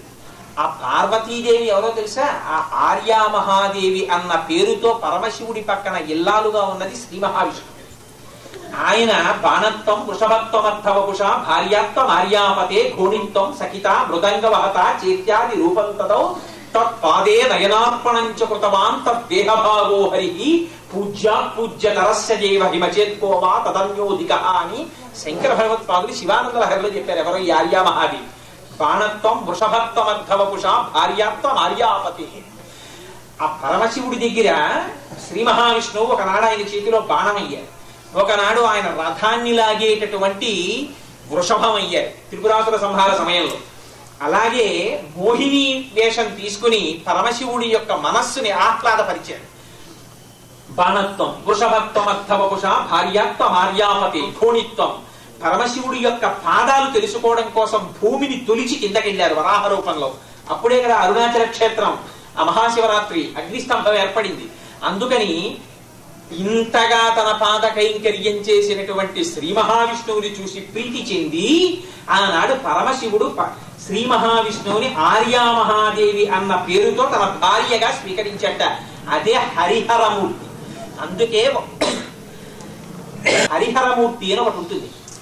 అది శివకేశవ అభేదంగా రెండు కలిసినటువంటి మూర్తి. అదిగో ఆ మూర్తి ఆ ఆర్యామహాదేవియున్నను రక్షింపనిరుంగునో ఎరగదో నా భాగ్యం ఎట్లున్నదో. ఆ విష్ణువు నన్ను భార్యగా పొందడానికి అంగీకరిస్తారో అంగీకరించరో అని బెంగ పెట్టుకుంటోంది. బెంగ పెట్టుకుంటుంటే వచ్చాడు అగ్నిజ్యోతనుడు. గబగబా వచ్చి, అమ్మా మిత్య భవద్గుణోన్నతి అమేయథనావళిచ్చన కుతావచ్చ సుదర్శనాయుధుడు వాడ సురాసురు లేకమై వచ్చిననైనా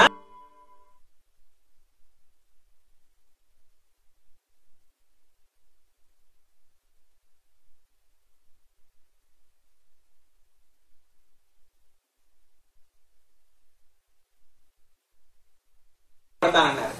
అందుకని ఆయన బయలుదేరి వస్తున్నారు.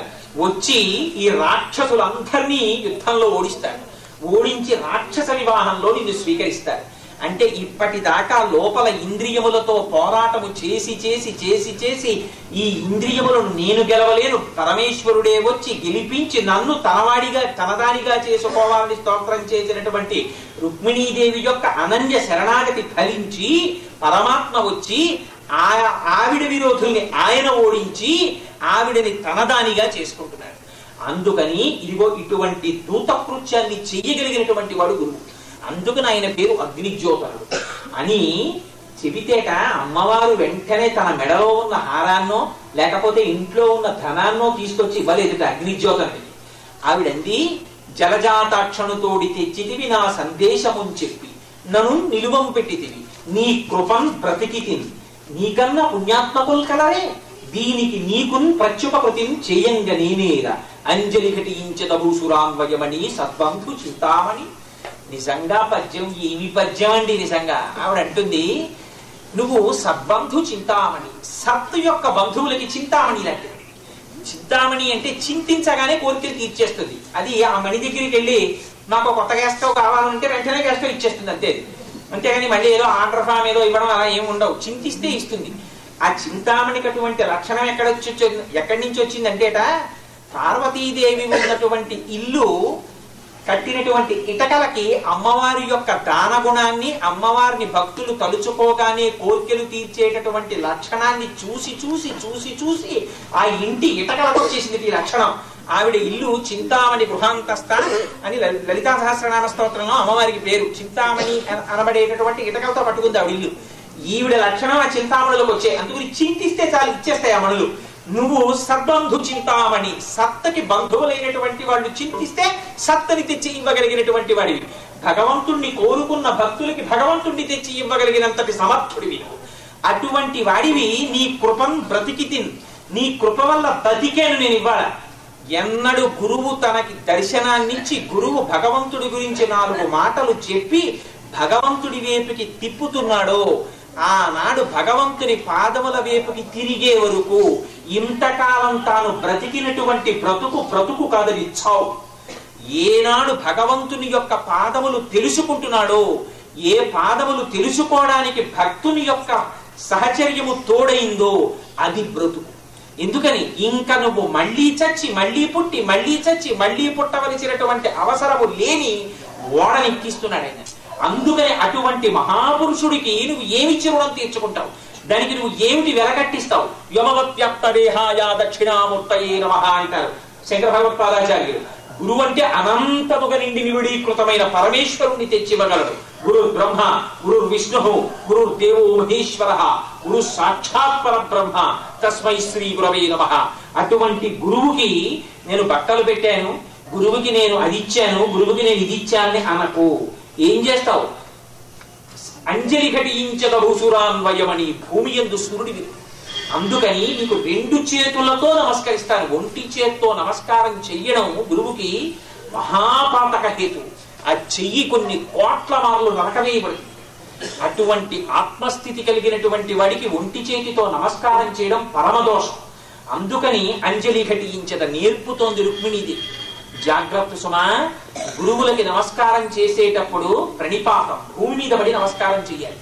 కనీసం నమస్కారం చెయ్యవలసి వస్తే 2 చేతులు ఇలా కలిపి శిరస్సుని తగిలించి నమస్కారం చెయ్యాలి. 5 జ్ఞానేంద్రియాలు 5 కర్మేంద్రియాలు అధిష్టానమైన బుద్ధిని 11ంటిని వారి పాదముల దగ్గర సమర్పించాలి.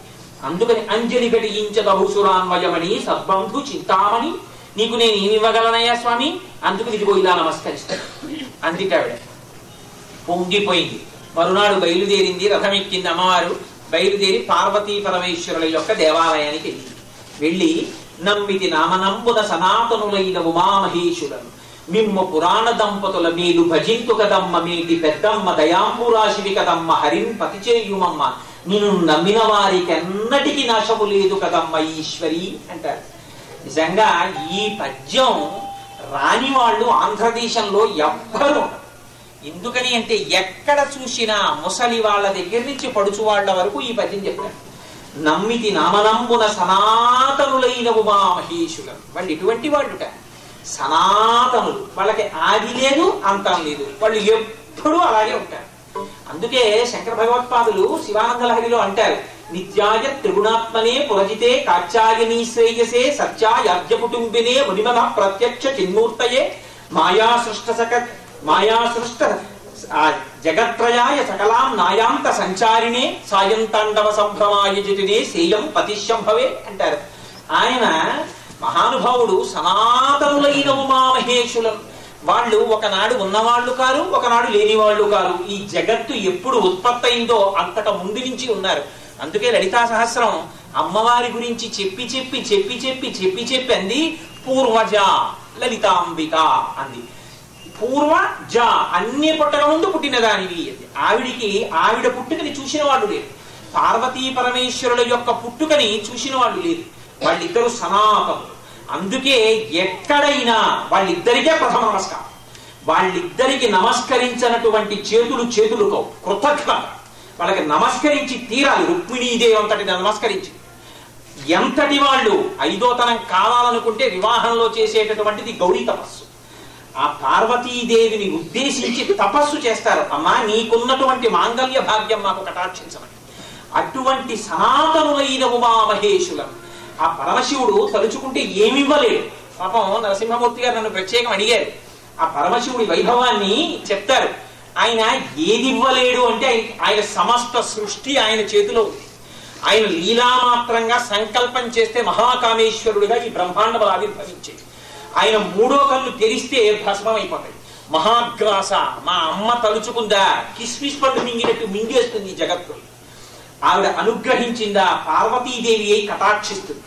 అందుకని అటువంటి స్వరూపం కాబట్టే పరమశివుని ఆరాధన చేస్తూ అంటారు, ఓం నమో భగవతే సదాశివాయ సకల తత్వ విదూరాయ సకల లోకైక కర్త్రే సకల లోకైక సంహర్త్రే సకల లోకైక సాక్షిణే సకల నిగమ గుహ్యాయ సకల లోకైక వరప్రదాయ సకల దురితార్తి భంజనాయ సకల జగత భయంకరాయ శశాంక శేఖరాయ శాశ్వత నిజావాసాయ నిరావాసాయ నిరామయాయ నిష్కళంకాయ నిష్ప్రపంచాయ నిర్ద్వంద్వాయ నిస్సంగాయ నిర్మమాయ నిర్మలాయ నిరుపమ విభవాయ నిత్య శుద్ధ బుద్ధ పరిపూర్ణ సచ్చిదానంద అద్వైత పరమ ప్రకాశాయ పరమశాంత ప్రకాశాయ తేజోరూపాయ తేజోధిపతయే జయ జయ జయ రుద్ర మహారుద్ర వీరభద్రావతార మహాభైరవ కాలభైరవ కల్పాంత భైరవ కపాలమాలాధర ఖడ్వాంగ ఖడ్గచర్మ మృగయ పాశంకుశ ఢమరుక మృగశూల చాపపాన గదాశక్తి బిందిమాల తోమరము సలము సుండి ముద్గర ప్రాస పరిగ పట్టి శతగ్ని చక్రాబ్జాయుధ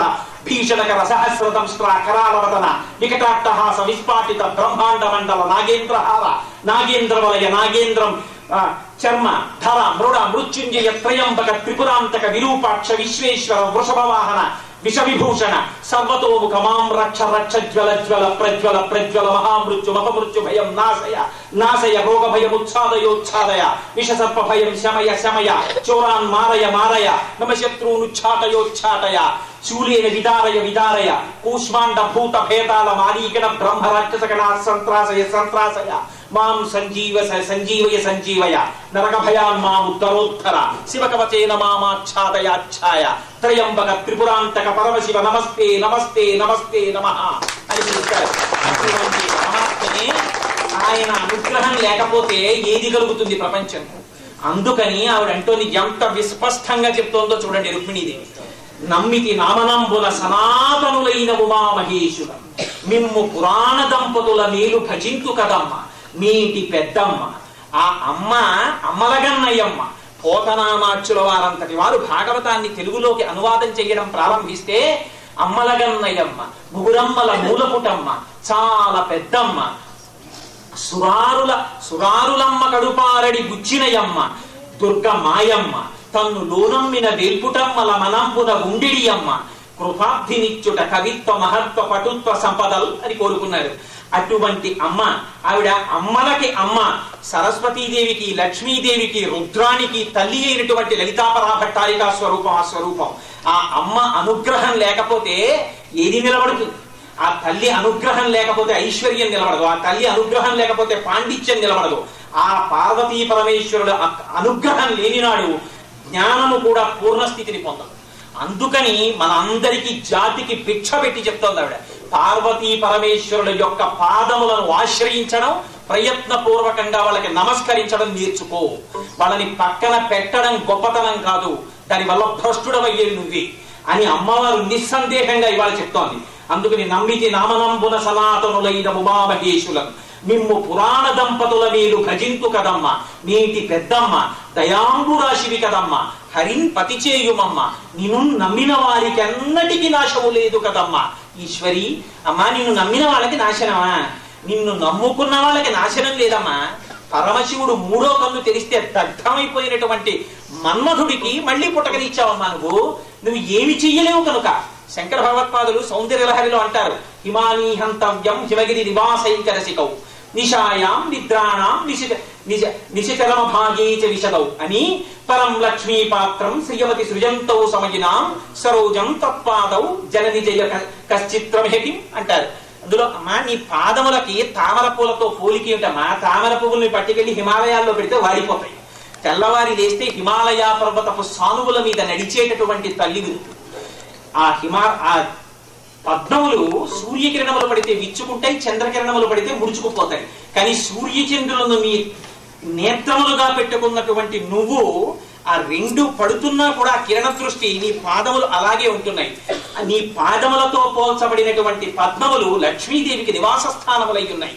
అటువంటి నీ శ్రీపాదములకు నమస్కారం చేస్తున్నానమ్మా అంటారు శంకర భగవత్పాదులు.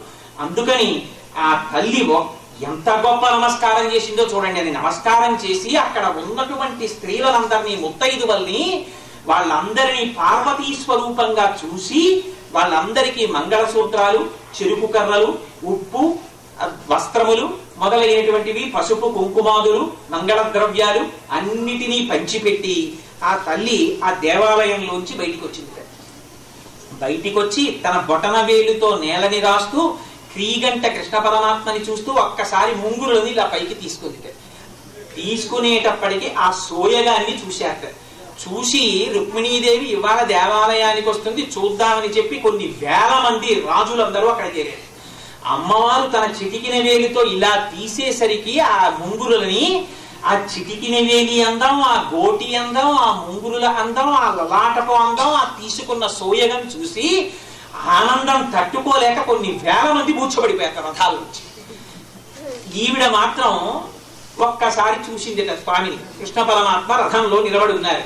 చూసి ఆ స్వామి వారి దగ్గరికి గబగబా వెళితే ఒక్కసారి తన చెయ్యిచ్చి పరమాత్మ తన రథంలో కూర్చోపెట్టుకుని అందరూ చూస్తుండగా సింహం తాను అనుభవించవలసినటువంటి దాన్ని నక్కల మధ్యలోంచి తన్నుకుపోయినట్టుగా రథాన్ని వడివడిగా నడుపుతూ రుక్మిణీదేవిని అపహరించి తీసుకెళ్లిపోతూ ఉంటే వెనక నుంచి గబగబా పరిగెత్తుకుంటూ వీళ్ళందరూ ఉలిక్కి పడ్డారు. ఒక్కసారి అరే పట్టుకుపోతున్నాడు రా కృష్ణ పరమాత్మ.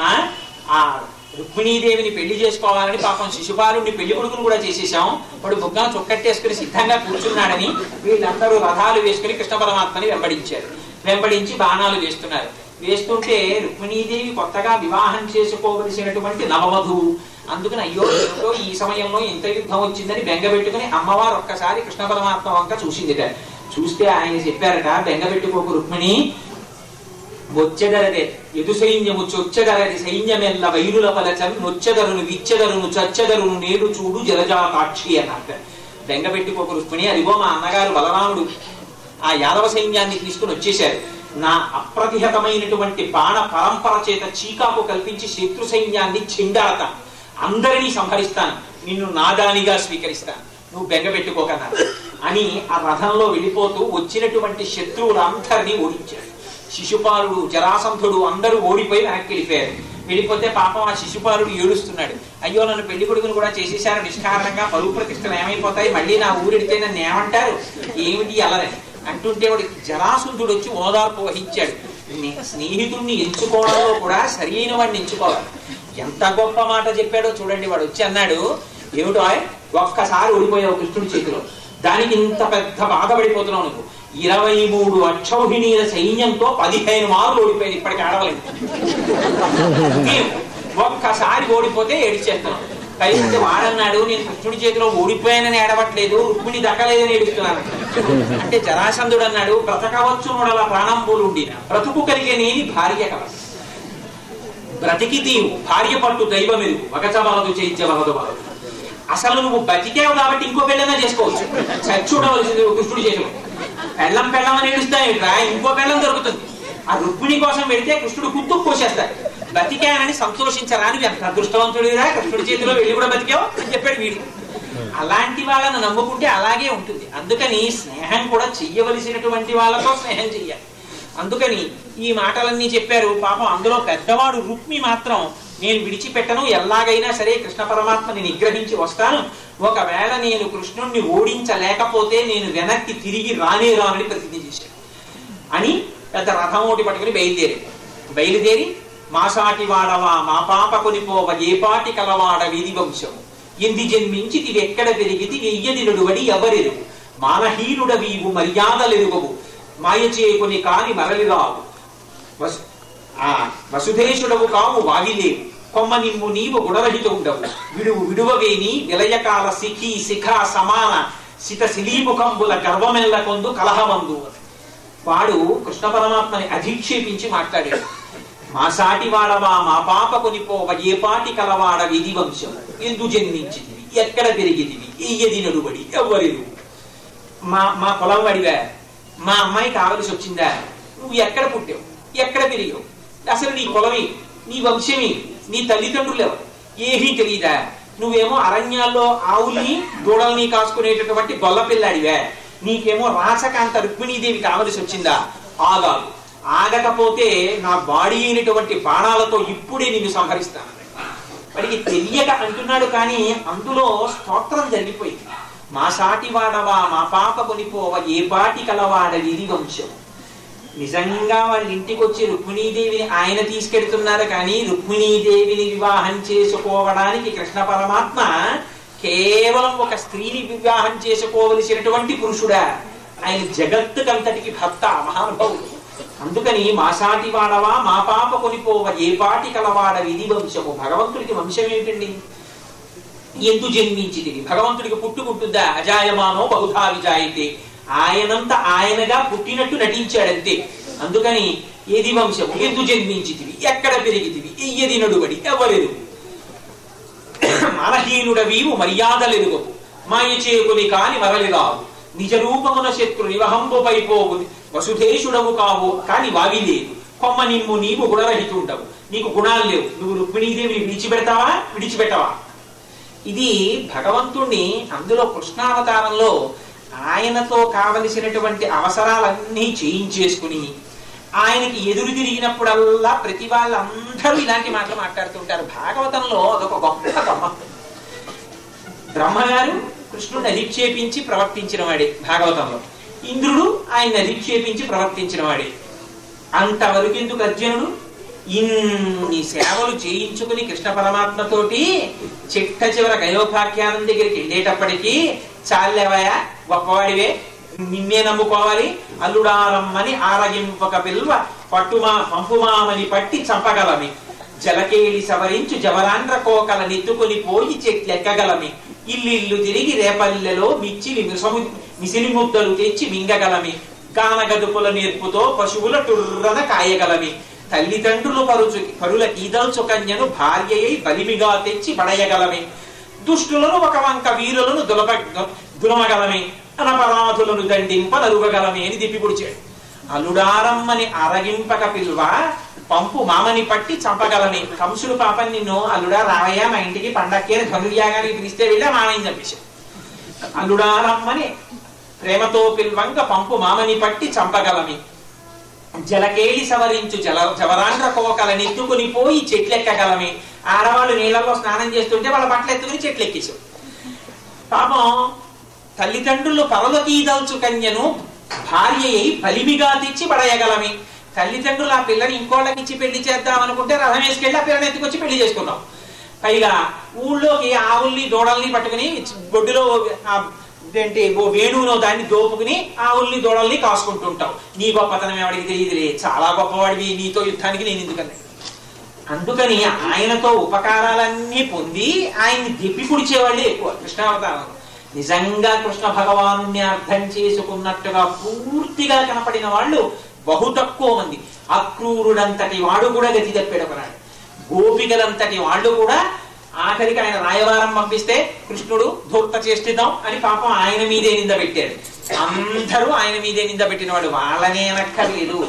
మనం ఒక్కనాడు ఆయనకి నమస్కారం చేశామా, లేకపోతే కష్టం వస్తే ఆయన తప్పు, సుఖం వస్తే మన ప్రజ్ఞ అంటల్లా. అందుకని ఈయన కూడా అదే మొదలెట్టాడు. మా సాటి వాడవా మా పాప కొనిపోక ఏ పాటి కలవాడ విధి వంశం అని. ఇన్ని తిప్పి పొడిస్తే పరమాత్మకి మహాగ్రహం వచ్చింది. కాబట్టి వచ్చి ఒక్కసారి తన రథంలోంచి దిగి ఆ రుక్మి యొక్క జుట్టు పట్టుకుని ఆ కరవాలాన్ని తీసి పడిపోయేసరికి రథంలోంచి గభాల దూకింది రుక్మిణిది. దూకి ఏ జన్మలోనైనా సరే మనుష్య శరీరాన్ని పొందినంత మాత్రం చేత ఆ అమ్మవారికి ఉన్నటువంటి వాత్సల్యం అటువంటిది అని డగ్గుత్తికతో మహాభయముతో ఆకంపితాంగంబుతో వినతశ్రాంత ముఖంబుతో శృత్యలత్వేణి కలాపంబుతో కనుతో ఇంజడి కొన్న భాష్పములతో కాంతాలలామంబు గ్రొక్కిన రుక్మిణి తెగవేయబోకబడిసని కృష్ణుండు ఓచిష్ణుడై. బాబావిడ అని డగ్గుత్తికతో ఆయాస పడిపోతూ మహాభయముతో భయంతో వణికిపోతూ అని డగ్గుత్తికతో మహాభయముతో ఆకంపితాంగంబుతో వణికిపోతూ ఒక పక్క నుంచి శృతి జలద్వేణీ కలాపంబుతో అందుటి మీద పడిపోయిన వెంట్రుకలతో కళ్ళ వెంట నీళ్లు కారిపోతుండగా లక్ష్మీం క్షీరసముద్రరాజతనయాం శ్రీరంగభామేశ్వరీం అని ఉండవలసినటువంటి తల్లి దౌర్భాగ్యుడు అన్నగారిగా పుట్టిన వాణ్ణి రక్షించడానికి ఆవిడ కన్నుల నీరు పెట్టుకుంది. ఇది అమ్మవారి యొక్క లక్షణం. ఇది అమ్మవారి వాత్సల్యం అంటే. అడ్డుపడి ఇలాంటి సమయంలో మహాప్రభో మీరు కానీ మా అన్నగారిని తెగటారిస్తే తాను కోరుకున్నటువంటి కృష్ణ పరమాత్మ వివాహం చేసుకుందని మా తండ్రి అయినటువంటి భీష్మకుడు సంతోషించాలా? అదే సమయంలో తనకి కురిపి పెట్టవలసినటువంటి పెద్ద కొడుకు మరణించాడని ఏడవాలా? తెలియక బాధపడతాడు. అందుకని నా ముఖం చూసి మా అన్నయ్యని విడిచిపెట్టేయమంటే అప్పుడు తన పై మీద ఉన్నటువంటి ఉత్తరీయాన్ని తీసి ఆ రుక్మిని బండి చక్రానికి వేసి కట్టేశాడు. కట్టేసి కరవాలాన్ని తీసి రేవుల వారం గురిగి అన్నారు. అంటే సగం జుట్టు సగం మీసం సగం గడ్డం తరిగేశాడు. అలా తరగబడితే శత్రువు చేతిలో అలా చేయబడితే అంతకన్నా 10,000 సార్లు చచ్చిపోవడం వచ్చింది. అంత భయంకరమైనటువంటి చేతి. అలా తరిగేసి వాడిని విడిచిపెట్టి రథం ఎక్కి రుక్మిణీదేవిని తీసుకుని వెళ్ళాడు. వెళ్ళిపోతే ఆ వెనకాతల బలరాముడు వచ్చాడు. వచ్చి రుక్మిణీదేవి పాపం ఏడుస్తోంది రుక్మిణికి జరిగినటువంటి పరాభవాన్ని. ఆయన పెద్ద ఆత్మవిద్యంతా చెప్పారు. అమ్మా ఊరడిల్లు బెంగ పెట్టుకోకు, ఏదో విడిచిపెట్టేశాడు కదా మీ అన్నయ్యని అని. ఆఖరికి వాడు తిరిగి ముఖం చూపించలేక రాజధానికి వెళ్ళలేక ప్రతిజ్ఞోడు చేశాడు కదా, కృష్ణుడిని ఓడించకపోతే నేను వెనక్కి రానన్నాడు. జీవితంలో ఎప్పుడైనా కృష్ణుడిని ఓడిస్తానని భోజకటకం అనేటటువంటి ఊరోటి నిర్మించుకుని అక్కడ కూర్చున్నట్ట. వాడి జీవితంలో గెలిచింది లేదు, వాడు వెనక్కి వెళ్ళింది లేదు. భగవంతుడు లేడు, భగవంతుడు ఉన్నాడన్న వాళ్ళని ఓడిస్తానని చెప్పి తిరిగితే చెట్ట చివరికి భోజకటకంలో ఉన్నట్టు ఉండిపోతాడు. వాడికి వెళ్ళగలిగింది లేదు, వాడు ఇంకా సాధించగలిగింది లేదు. అందులో అసలు భగవంతుడు లేడు అని చెప్పాలంటే అసలు ఊపిరి వాక్కుగా మారాలంటే అనుగ్రహం ఉండాలి, లేకపోతే అది ఎందుకు మారుతుంది వాక్కుగా? అసలు అలా అన్నాడు అంటే భగవంతుడు ఉన్నాడు లోపల ఉంటే కదా వాడి నోటంటే ఆ మాట రావడం తర్వాత మాట ఎక్కడి నుంచి వస్తుంది. అందుకని అలా భోజకటకంలో ఉండిపోయాడు. సరే అమ్మవారిని తీసుకుని కృష్ణ పరమాత్మ ద్వారకా నగరాన్ని చేరుకున్నారు. చేరుకుని ఆ తల్లి పరమ పవిత్ర అయినటువంటి సాక్షాత్ లక్ష్మీదేవి యొక్క అంశ కనుక ఆ తల్లి నిత్యానపాయిని కనుక ఒకనాడు పరమేశ్వరుడితో ఉండి ఒకనాడు పరమేశ్వరుడితో లేనటువంటి స్థితి కాదు కనుక ఆ తల్లిని తిరిగి వివాహం చేసుకోవాలి అని అనుకున్నారు. అది ఎప్పుడు రుక్మిణీకృష్ణులు ఇవాళ వివాహం అవుతోంది కాబట్టి రుక్మిణీకృష్ణులు కలిసి ఉండడం కాదు, ఎప్పుడు స్త్రీ ఆయన్ని అనుసరించే ఉంటుంది. ఆయన పేరే శ్రీకృష్ణుడు. ఎప్పుడు లక్ష్మీదేవి శ్రీ మహావిష్ణువుతో కలిసే ఉంటుంది. వాళ్ళిద్దరూ అసలు విడివడడం అన్నదే జరగదు.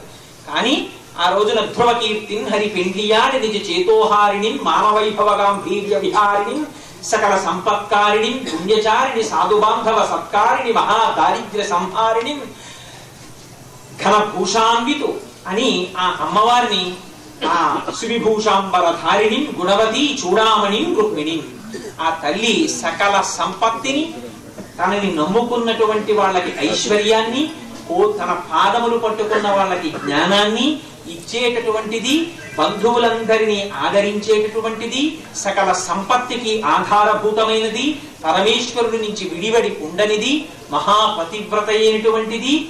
అటువంటి రుక్మిణీదేవిని కృష్ణ పరమాత్మ వివాహం చేసుకున్నారట. ద్వారకా నగరంలో రుక్మిణీకృష్ణుల యొక్క వివాహాన్ని దర్శనం చేశారు ఆ ఊళ్ళో ఉన్న వాళ్ళు. వివాహం చేస్తే చిట్ట చివర పోతన గారు అన్నారు, అనఘ ఆదిలక్ష్మి అయిన రుక్మిణితోడ చిట్ట చివర చెప్పేశారు రహస్యాన్ని పోతన గారు. అనఘ ఆదిలక్ష్మి అయిన రుక్మిణితోడ క్రీడ సల్పుచున్న కృష్ణు చూచి పట్టణంబులోని ప్రజలుల్లసిల్లిరి ప్రీతులగుచు ముక్త భీతులగుచు అన్నారు. ఆ కృష్ణ పరమాత్మతో కలిసి సంతోషంగా ఉన్నటువంటి రుక్మిణీదేవిని, ఆ రుక్మిణీకృష్ణుల్ని ఇద్దరిని దర్శనం చేసినటువంటి ఆ ఊరిలోని ప్రజలు పరమ ఆనందంగా ఆ రోజు నుంచి ప్రీతులగుచు ముక్త భీతులగుచు, వాళ్ళకి భయం పోయింది. భయం ఎప్పుడుంటుంది? అయ్యో ఇది జరుగుతుందో జరగదో జరుగుతుందో జరగదో అంటే భయం. సాక్షాత్తుగా లక్ష్మీనారాయణులు ఇద్దరు రాజు రాణి అయి ఆ రాజ్యాన్ని పరిపాలిస్తుంటే ఆ రాజ్యంలో ఉన్న వాళ్ళకి లోట. నీలమేఘ శ్యామ నీవి తండ్రివి మాకు కమలవాసిని మమ్ము కన్న తల్లి, నీ భక్తవరులంత నిజమైన బంధువులు నీ కటాక్షమే మాక నీకథనం, నీ మీది కీర్తనల్ అఖిల ప్రపంచంపు నీ సహాయమే మాకు నిత్య సుఖము, నీ మంత్ర పఠనమే నిష్కళంకపు విద్య నీ పదధ్యానంబు నిత్య సుఖము, తోయజాక్ష నీ పాద తులసిదళము రోగములకు ఔషధము, బ్రహ్మరుద్ర విదిత భూషణ వికాస శ్రీధర్మ పురనివాస దుష్ట సంహార నరసింహ దురిత దూర అంటారు నరసింహ శతకంలో. అలా ఆ స్వామి లక్ష్మీదేవితో కలిసి ఆ రాజ్యమునకు అధినేత అయి కూర్చుని ఉండగా ఆ పట్టణంలో ఉన్న వాళ్ళకి ఇంకా భయం ఎందుకు ఉంటుంది? అందుకని వాళ్ళందరూ అపారమైన ప్రీతి కలిగిన వాళ్ళై ఏ విధమైన భయం లేకుండా హాయిగా నిత్య కళ్యాణం పచ్చతోరణంగా ఊళ్ళో వాళ్ళందరూ సుఖ సంపత్తులతో ఉన్నారట. ఎవరెవరు తమ యొక్క హృదయములలో ఆ రుక్మిణీకృష్ణుల్ని ఇద్దరిని ప్రతిష్ఠించుకుంటున్నారో, ఎవరు ప్రతిరోజు ఒక్కసారి నిన్ననే రుక్మిణీ కళ్యాణం జరిగింది, ఇదిగో ఇక్కడే ఉన్నారు మా స్వామి మా అమ్మ, ఇక్కడే కదా చింతామణి, ఈ చింతామణి గృహమే మనస్సు, అదే కదా సంకల్ప వికల్ప సంఘాతం, ఇందులో రుక్మిణీ కృష్ణులు ఇద్దరు కూర్చునున్నారనుకుని దర్శనం చేసి నమస్కరించేటటువంటి వాళ్ళు ఎవరున్నారో అటువంటి వారికి భీతి అన్నది లేదు. వాళ్లే ఉండి సమస్తాన్ని వాళ్లే చూసుకుంటారు. చూడలా మహానుభావుడు భాగవతంలో ఎంతమందికో ఎన్నింటినో ఆయనే చేసి ఆయనే దక్కించుకుని ఎంతమంది రాక్షసుల్లో దునుమాడి ఆఖరికి కాళీయమర్దన సమయంలో మరణించినటువంటి గోపాల బాలుని బ్రతికించి కొండ చిరవ నోట్లో విడిపోయిన వాళ్ళకి జీవం పోసి ఎంతమందిని రక్షించాడు మహానుభావుడు. అటువంటి రుక్మిణీకృష్ణులు మన హృదయ క్షేత్రంలో సింహాసనం మీద కూర్చుని ఉండగా మనకేమి లోటు, అందుకని మనకి ఏ బెంగా ఉండదు. ఇటువంటి పరమ పవిత్రమైనటువంటి రోజున, అందున మకర సంక్రమణం జరిగి ఉత్తరాయణ పుణ్యకాలం ప్రవేశించినటువంటి మొట్టమొదటి రోజుని, ఇటువంటి శుభతరుణంలో అసుర సంధ్య వేళలో నమ్మితి నామనంబున సనాతనులైన ఉమామహేశులన్న పార్వతీ పరమేశ్వర స్థవాన్ని కూడుకుని ఉన్నటువంటి రుక్మిణీ కళ్యాణ పరమ పవిత్ర ఘట్టాన్ని ఇందుకు భగవంతుడు ఆయనలో ప్రవేశించి ఆ మాట అనిపించాడు నరసింహమూర్తి గారిలో. ఒక్కసారి రుక్మిణీ కళ్యాణం చెప్పవయా కోటేశ్వరరావు మా ఇంటి దగ్గర అన్నారు. అలా అని నన్ను ధన్యుణ్ణి చేశారు. ఒక్కసారి ఈ రుక్మిణీ కళ్యాణ ఘట్టాన్ని విజ్ఞాపన చేసేటటువంటి అదృష్టాన్ని నాకు కటాక్షించారు. ఇటువంటి అందులో కాలము, సమయము, కాలము, యోగ్యత, దేశము అని మూడు ఉంటాయి. ఇవి అన్ని వేళలా సమకూడదు. ఒక్కొక్కసప్పుడు మంత్రాన్ని మీరు ఇంట్లో కూర్చుని అనుష్ఠానం చేశారనుకోండి, దాని ఫలితం మీరు ఎంత చేస్తే అంత. అదే ప్రతిష్ఠ జరిగినటువంటి ఆలయంలోకి వెళ్ళి కూర్చుని మంత్రం ఉపాసన చేశారనుకోండి, కొన్ని రెట్లు పడిపోతుంది. అంటే ఒక మాట చేస్తే ఏదో 100 మాటల కింద ఏదో లెక్కకెత్తి వేస్తారు లోపల పరమాత్మ లెక్కలోకి. అది స్వయంభూవులు ఉంటాయి. అంటే ఒకటి ప్రతిష్ఠ చేసినవి కావు. శ్రీశైలం, తిరుమల మొదలైన పుణ్యక్షేత్రాలలో కూర్చుని మంత్రాన్ని ఉపాసన చేశారనుకోండి, ఒక మాట మంత్రం చేస్తే 1,000,000 రెట్లు పడిపోతుంది. అది సమయాన్ని బట్టి, యోగ్యతని బట్టి, పాత్రతని బట్టి మారిపోతుంది. చేత్తో పుచ్చుకునేటటువంటి వాళ్ళు ఎందరో దొరుకుతారు, కానీ అందరి చేతులలో పడినటువంటివి అపార ఫలితాన్ని ఇవ్వవు. ఆ యోగ్యత అనుసరించి మారిపోతుంది. శంకరాచార్యుల వారి చేతిలో వేసింది ఎండు విసిరిక ఒక ఆవిడ. ఆయన చేతిలో పడగానే అపారమైన పుణ్యం పడిపోయింది. కనకధారాస్తవం చేస్తే బంగారు విషయాలు కురిసేసింది. అందుకని ఆ పాత్రత దొరకాలి. పుచ్చుకునేటటువంటి వాడు కూడా పరమ భాగవతోత్తముడు దొరకాలి. సమయం దొరకాలి. అది అన్ని వేళలా మన దగ్గర ద్రవ్యం ఉంటుంది, దానం చేద్దామనిపిస్తుంది. ఒకనాడు భగవత్ కథ వినబడుతుంటుంది, విందామనిపించి వెళ్ళి వింటాడు, మంచిదే. కానీ ఒక్కొక్కసారి సమయం ఉత్కృష్టంగా ఉంటుంది. అది పరమ పవిత్రమైనటువంటి సమయం. ఉత్తరాయణ పుణ్యకాల ప్రవేశం అంటే సామాన్యమైనటువంటి సమయం కాదు. దక్షిణాయనం అంతా అనుష్ఠానం. అందుకే దక్షిణాయనంలో చచ్చిపోయాడు పాపం అంటారు. దక్షిణాయనంలో చచ్చిపోతే జ్ఞాని ఎప్పుడు చచ్చిపోయినా ఒకటి వాడికి ఏం బాధ ఏం లేదు. కానీ దక్షిణాయనంలో చచ్చిపోతే అయ్యో పాపం దక్షిణాయనంలో పోయాడండి అంటారు. దక్షిణాయనం అంతా అనుష్ఠానం చెయ్యాలి. ఉత్తరాయణంలో భగవంతుడి యొక్క దర్శనం. ఇంకా సమయం అంతా పుణ్యప్రదం. అటువంటి ఉత్తరాయణం ప్రవేశించడమే చాలా గొప్ప విశేషం. అలాంటి సమయం ఇప్పుడు పెళ్లి జరుగుతూ ఉంటుంది. పెళ్లి జరుగుతుంటే ఆ తాళి కట్టిన తర్వాత చదివింపుల టైంలో పట్టుకెళ్ళి ఇచ్చినటువంటి అందం వేరు. వాళ్ళకి 70 ఏళ్ళు వచ్చేసిన తర్వాత మీ పెళ్లికి వచ్చి నేనేమి ఇవ్వలేకపోయాని అని అప్పుడు పట్టుకెళ్ళి ఇచ్చిన దానికి తేడా లేదండి. పెళ్లికి వెళ్ళి ఇవ్వవలసిన దాన్ని వాళ్ళకి 70 ఏళ్ళు వచ్చాక పట్టుకెళ్ళి ఇస్తే హాస్యాస్పదంగా ఉంటుంది. మన వాళ్ళు కూడా పుట్టేశాక నీ పెళ్లికి నేను అప్పుడు రాలేకపోయాను, చేతిలో కానీ లేదు, ఇప్పుడు తెచ్చాను ఇత్తడి మీద ఉంచుకొని ఇస్తే అది ఏం చేస్తుంది? అన్ని పిలవలాలు కావాలి. అందుకని ఆ సమయం కూడా కలిసి రావాలి. అందుకని ఆ ఉత్తరాయణ పుణ్యకాలం ప్రవేశించడం, ఏకాదశి ఉపవాసం చేసిన వాళ్ళు ద్వాదశి నాడు విరమణ చేస్తారు. అందులో పతాక స్థాయి దశమస్కంధంలో రుక్మిణీ కళ్యాణం పతాక స్థాయి ఘట్టం. అది కేవలం విన్నంత మాత్రం చేత, చదివినంత మాత్రం చేత యోగ్యుడైన వరుణ్ణి ఇచ్చేస్తుంది కన్యపిల్లలకి.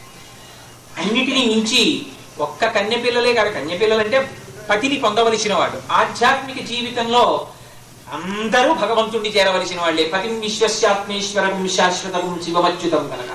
అందుకని ఇటువంటి పరమ పవిత్రమైన సమయంలో ఇటువంటి పరమ పవిత్రమైనటువంటి కథాగానాన్ని చెయ్యడానికి నాకు ఇటువంటి మహత్తరమైన అవకాశాన్ని కటాక్షించినటువంటి నరసింహమూర్తి గారి పాదములు పట్టి నమస్కరిస్తూ, మరి అన్ని విధాలుగా కూడా వారికి నేను నమస్కారం చేయడానికి నమస్కరిస్తూ, మంగళాశాసన పరై పదాచార్య పురోగమై సర్వైశ్చ పూర్వైరాచార్యై సత్కృతాయాస్తు మంగళం.